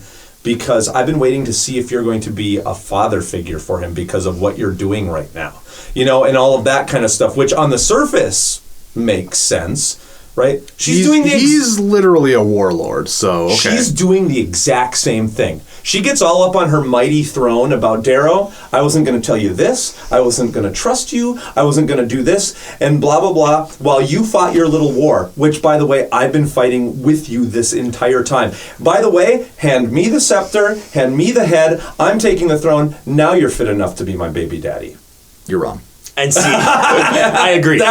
Because it wasn't so. I didn't take that. Yeah. There was the line in there, and I don't know whether it was Darrow thinking it to himself or Mustang telling him that about how he would have made different decisions had he known he had the child. And he wouldn't have. Yes, he wouldn't have done it. He wouldn't have thrown. He wouldn't have taken the risks in order to win the war if he knew he had the child. Right. He would have done. Yes, and I got that. I got that as well. But I just don't like the way she says it and the way she comes off. She never asks for the scepter. She never asks for the head. But she takes it. Because she's and judging again, him. I remember the whole plans that don't get explained. I chalk it up to this plan got talked about. You're going to be in charge. I'll do this. Plans were there. They were unspoken rules. But again, Neal, I would hate that book. Yeah. And in a group like this too. In a group like this, in a society like this, who did she actually trust enough to give her child to? Yeah. Well, she went off and fought gave the it war. to the Telemanises. Yeah. I know. Who she'd grown up with throughout her whole life. Yeah. She played with Pax. She played with all of that family. They basically grew up next to each other because look at how her dad was. He wasn't the best father. Look at her brother. He wasn't great either. Right. Yeah, but that family was going. That everybody knew that family was in the rebellion anyway. So that family was going. People were going after that family as well. Right. Well, right. They're still going after it, but they say that she hid them with the wife in the asteroid belt or the asteroid fields. Mm-hmm. Yeah. Apparently, based by the way they talk, there's no way really to communicate with anyone in there. Yeah. So I have no issue with the fact that they're hiding there. Right. I'll buy it. I understand why Pierce did it. Mm-hmm. I understand. However, I will say that, okay, I understand, yeah, it's a happy little wrap-up. It's a nice little circle around to him having the whole family again. I would have been okay without it. Mm-hmm. Yeah. I would have been okay with just okay, we've taken over the Senate. The Senate has kneeled to us. We're going to rebuild society. Credits. Mm-hmm. Right. Yeah. But I guess that is what I was expecting, and I got more. No, fair enough. Like I said, I agree with you, and I choked up. I choked up throughout the epilogue. I did too. Again, I'm bringing out things that I'm having issues with, but I was right there with you with the emotion of it. Yes, So I am hearing your side. Mm-hmm. Might not be reciprocated at all, but I'm hearing your side of it. Yeah. Gentlemen, we finished our second trilogy. Thank God. I won't lie to you. And from this point forward, not only are we not going to do trilogies anymore, we are not going to rate books out of 5. No. Are we starting it here? Or this will be the last one. Because I mean, let's be real with each other. It's an arbitrary number. It's an arbitrary number, and I have all kinds of weird, horrible things. palpitations I shouldn't have about like, well, what did I rate the last one on? And it shouldn't be heart palpitations. Of should I rate it higher or lower than the next one? We're just going to start giving them what? Recommends, not recommends, light recommends. We'll talk about that when we get to episode 13 in February of 2018. Of 2018. 20,000. My God. At any rate, hey, boys, why don't we... Final thoughts. Give our final thoughts on the book / trilogy. Yeah. Where you at? What you feeling? Trilogy. So here we are at another milestone. The end of our second trilogy. Wow, this is kind of big. 12 episodes. 13 counting. Yeah, 14 counting. It's probably like 15. I 15. don't know. It is 15 counting extras. Yeah, 3 extras. At any rate. Let's give our final thoughts on the book, and for the last time, we will rate it out of 5. We'll get an arbitrary number. That has meaning to some people. It might. And thoughts on the trilogy. What do you guys think of the trilogy overall? Maybe first, and then give the book individual? I think individual and then go book. Yeah. Okay, let's do that. There. All right. Individual, then trilogy, yeah. Yes. Yeah. Makes sense. Let's start off. Neal, where are you at the end of Morningstar? Even though I differ from the whole table on this from what I've gathered. You don't know that yet. You already told me. I was going to say, that would be the weirdest thing I already ever. said. But there were way too many moments where it was convenient for the story, for things to happen. That all these plans that are never talked about always worked out perfect. All these issues were resolved perfectly. The only thing really that went wrong for me in this book is all of a sudden Daryl lost a hand. It's the only issue I feel like they ever had.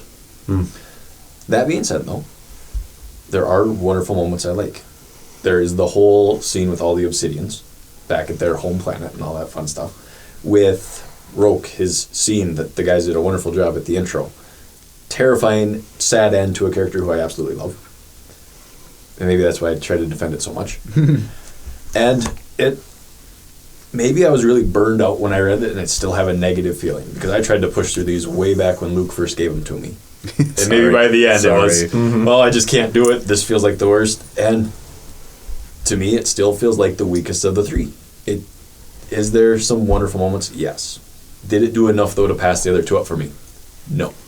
Which is why I still recommend it, though, because I still want people to finish out the trilogy very nicely. So I give it 3 convenient pinks out of 5.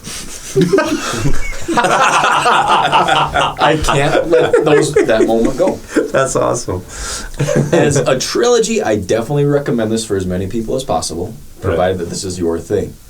With that being said, when the trilogy is done, Iron Gold is out there. And I do like it a lot more than even my favorite book of this trilogy. Really? Wow. I do. Like you said. So you're saying is Red Rising your favorite?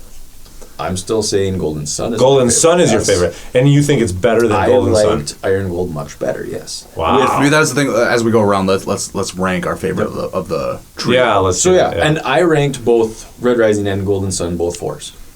But if I had to pick between those 2, I go Golden Sun, Red, Morningstar. Right. But now adding Iron Gold in, Iron Gold is definitely number 1 right now. And you said earlier that you had Pierce's favorite thing written there was the scene between the 2 boys drinking, watching their old videos, their highlight reel, if you will. My favorite 2 scenes happened in chapter 12 and 13 in Iron Gold, and Darrow's not even in those chapters. Whoa. He isn't even there. Wow. Okay. Neither are the other lead characters of it's Darrow, you have a Red, a Gray, and Lysander. And I'm not going to spoil any more about the other ones because they have some fun. So, good to know. That's where I'm putting my bets on. And I already know I've disagreed with by most of the table, but Klab, maybe you're my last hope. You're my only hope. Obi-Wan Klabnobi. Obi-Klab Nobi. Obi-Klab Nobi. Sorry, guys. Obi-Wan Klenobi. Hey, kids. Your Uncle Klab. Your Uncle Klab here. Nobody listens by this point. We're at the end of this trilogy. And to tell you the truth, I enjoyed this trilogy a lot more than I thought I was going to. I had a very hard time with Morningstar getting into it. I had a very hard time getting into the first couple chapters, and really after the end of the first half, the end of book 2, I didn't know where things were going to go. So I actually had a little bit of a hard time getting into the second half as well, because I thought I knew where things were going to go, and things kept not going there, and I got frustrated with that. That being said, Morningstar definitely above Golden Sun for me. Definitely above Golden Sun. Red Rising is still my favorite out of the 3. Just the introduction to the characters, and it's always, and New Hope's my favorite Star Wars movie as well. It's that introduction to that characters, that first time you're meeting everybody, that first jump into the universe. Morningstar summed it up. Morningstar ended well. After Golden Sun, I really didn't know how this was going to end and how these things were going to come to fruition throughout this book. Morningstar, I recommend. The entire trilogy, and I'm going to jump the gun a little bit here, and I'm going to just do the entire trilogy. The entire trilogy, I give a 4 out of 5 glasses from Roke's Special Reserve. You made me care about a bad guy. Usually I'll get on the side of a good guy, even if I am not enjoying the story. A good guy I will get on board with. You made me care about somebody on the other side. And for that, Pierce, thank you. So yeah, 4 out of 5 glasses from Roke's Special Reserve. For the trilogy. For the trilogy. For the book. Yeah, for the book. Yes, for the book. It's and see, that's my issue sometimes with trilogies.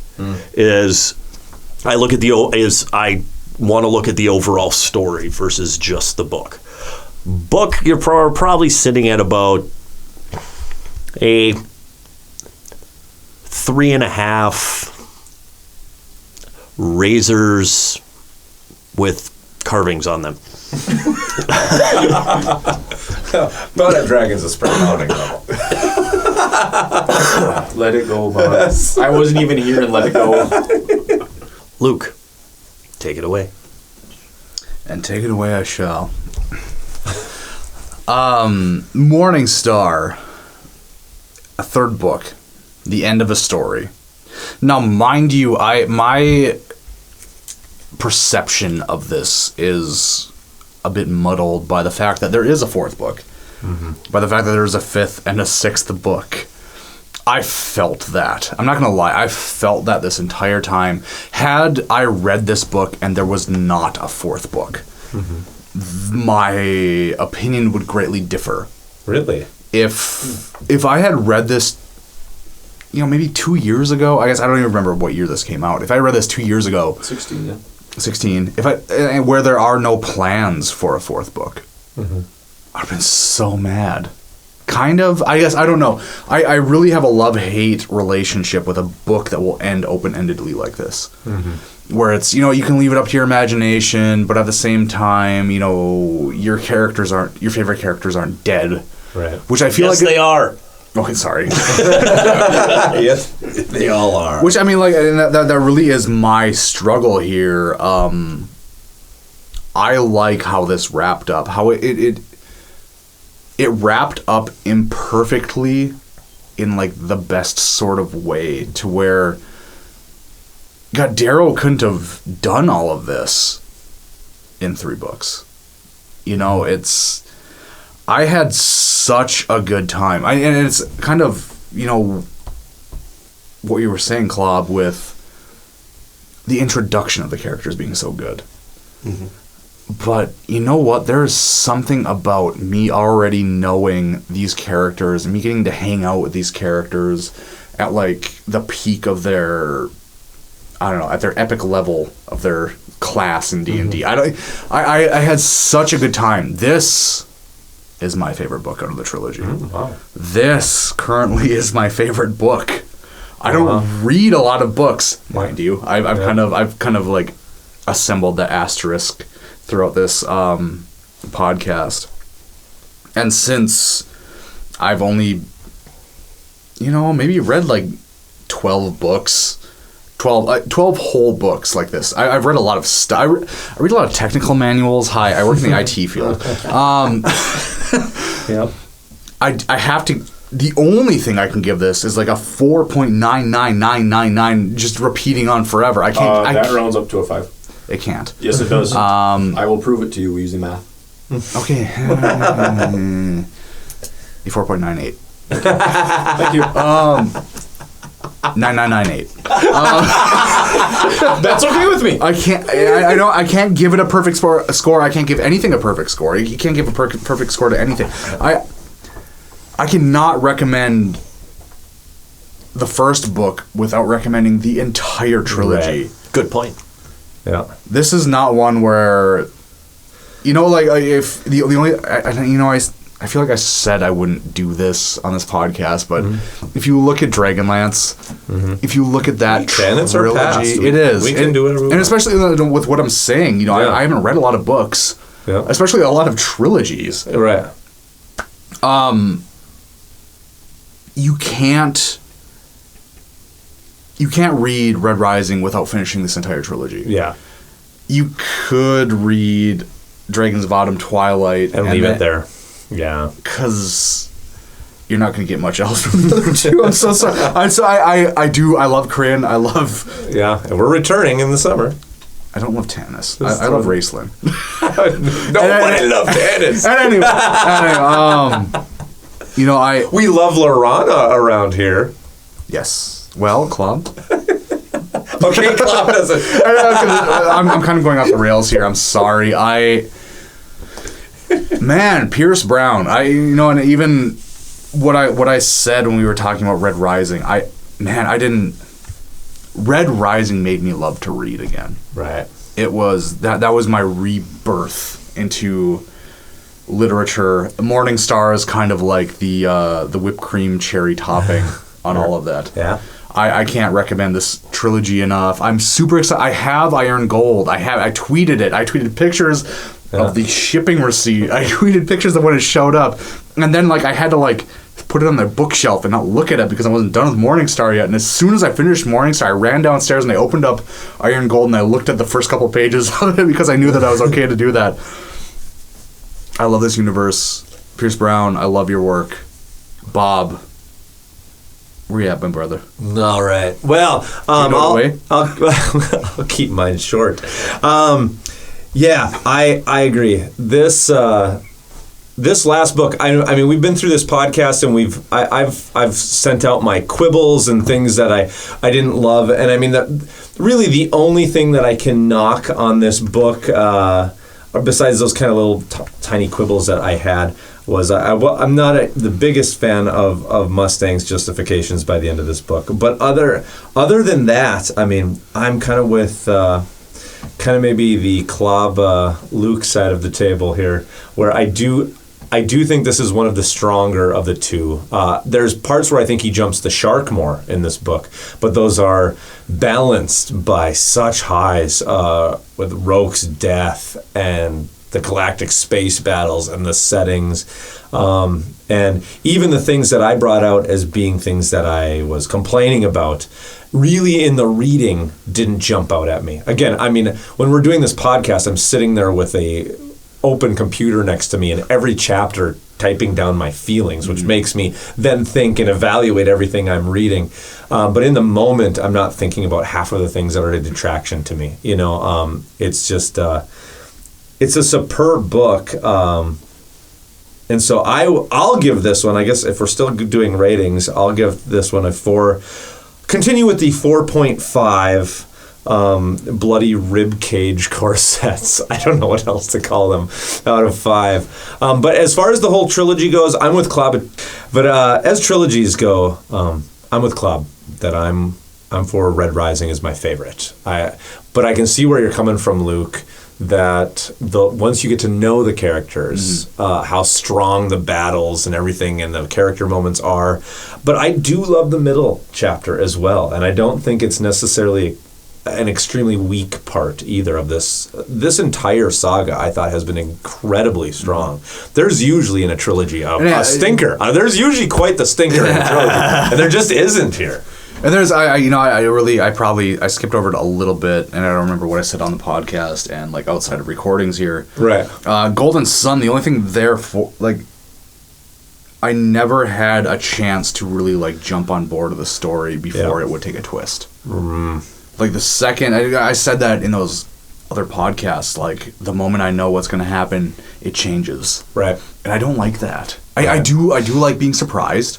Yeah. I do like not knowing where it's going, but I got to know at least for a little bit what's going on. Right. You don't like the shifting paradigm. Got it.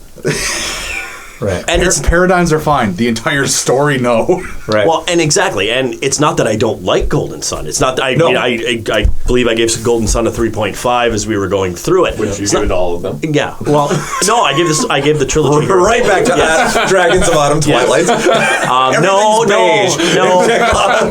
I gave one of the Dragons of I gave one of the Dragonlance. I gave one of the Dragonlance a 3. No, I did. I will say everything's just wonderful. I did go back because I was curious, and he has rated all of the Red Rising trilogy higher than the Dragonlance trilogies. Okay, you did go back and check. Good for you. Wow. And it's not that I was mostly checking on myself. It's not that I didn't like Golden Sun. It's not that I felt that like you said, Bob, that I felt that Golden Sun was the stinker or anything else. Right. I just wasn't I like the action. Right, I do too.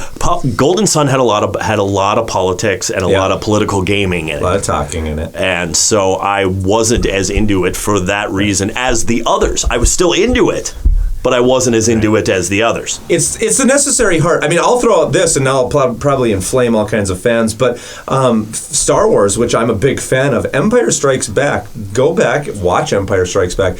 I bet you, once they're in the asteroid field and they're all sitting around and Luke's training on Dagobah, that is the time that you will either pause it or you'll get up and go pee, get something to eat from the fridge. And hey, if that statement makes you inflamed, this episode has been brought to you by Preparation 8. There is a part in Empire Strikes Back, my favorite of the Star Wars movies, that slightly drags, and I get up and go get something from the fridge, Yeah. And so that's not a detraction from Golden Sun to say, hey, you're a little bit long in the tooth. You need to cut a little bit out of that book. And that was my issue with Golden Sun, is that they just needed to cut just a little bit. It got a little long in places. You don't know that. But no, we don't know that. All right, so that's the end. That's it. The end. The bloody damn end. The gory damn end.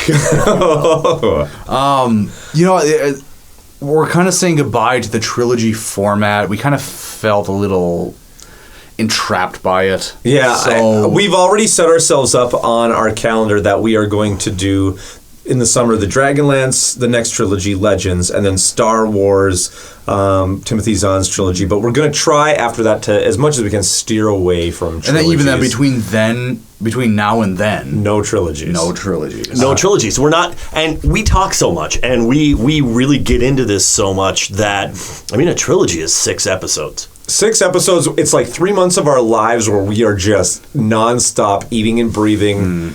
Here's Brown. You should pay us money because we put hours and hours into this. And even when we say we're going to take a month off, we don't actually take a month off. We just don't add another book. Yeah, exactly. I'm enjoying the heck out of this. I got to say thank you to everybody who's even taken the moment to listen to half of the episodes we put out. These are really long. We realize over 3 hours this is a really long episode. But we really appreciate our audience is with us. It seems to be very strong. They respond. The friends, family that are out there, thank you. People who I've never met in my entire life and have been listening to this. Steve Franz, PB Publishing. I was going to say, Steve. We've never mentioned Steve, and Steve is there. He responds to everything we put out there. God. What a guy! We never say what you say because you haven't posted anything with words in them much. Oh no, he did. He said about ordering the book, right? That he got his copy of the book as well. But he is quite the guy. Justin, I know you from high school, but I know you're there. You were right on board with this Red Rising trilogy. You pre-ordered Iron Gold just like I did. Right.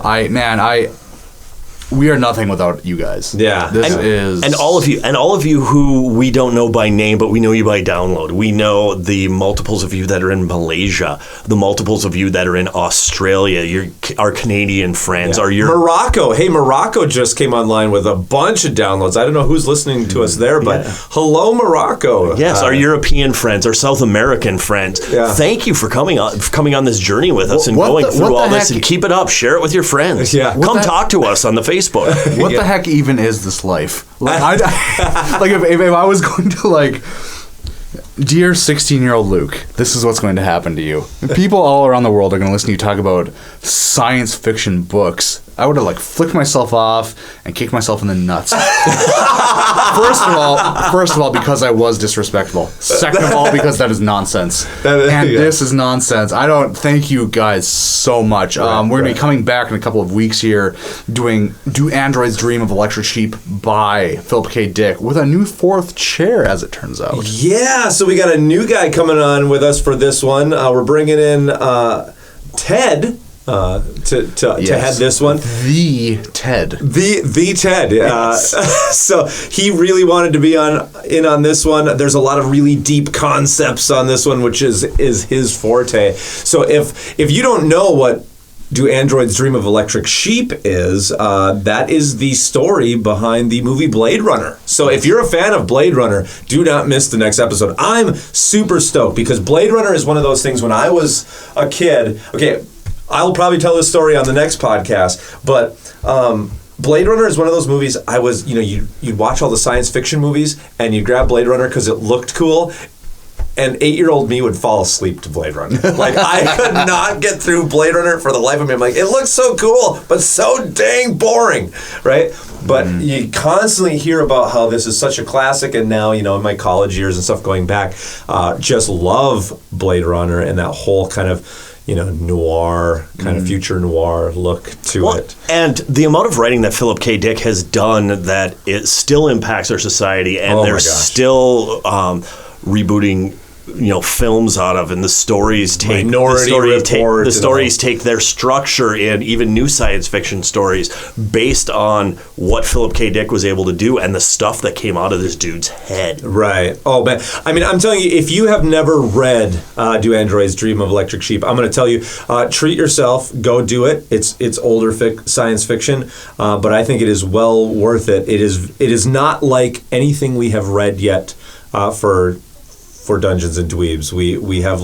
read stuff that is very entertaining, and not that this isn't entertaining, but this is kind of your bread and butter meaty science fiction that has something to comment on the human condition. And it has something to say about the human condition. Exactly, and Philip K. Dick is great about. I mean, his stuff was written in the 60s and 70s. It still matters. It still nuances into our lives in 2018 from a lot of the themes and a lot of the spectrum that he came out from. So we're gonna say goodbye to Neal. Bye, Neal. Bye, Neal. It's been awesome having you here. Yes, thank you. Your input has been, and you're coming back, right, Neal? Neal. Since this isn't, they can't see me if I don't talk, right? Actually, yes. That is how this works. So it is audio. Perfect. We don't know. Yeah, we are planning out our future calendar. Neal, you're welcome back whenever we review a book that you love, or whenever you need someone to finish a book on time. Shots fired. Shots across the bow. I was gonna make reference to there are some Nealophiles out there. There are some fans of Neal that listen to the podcast and respond with things about Neal. And so if you're out there, please continue to listen. It's your girlfriend. Yeah. Please continue to listen, or at least please continue to download. You can download and delete. It doesn't matter to us. I actually think she prefers to listen to all of us. It does. I think so too. It does matter. It does matter. Please listen. Please follow us on social media. Let's get out of here, guys. Yeah. Hey. So do we got to do our obligatory social media throwout? Why don't we? Hey, come talk to us on Facebook. We're Dungeons and Dweebs on Facebook. We are Dungeons and Dweebs. At D and Dweebs on the Twitters. Please follow Twitter. We need some more people on Twitter. Come on.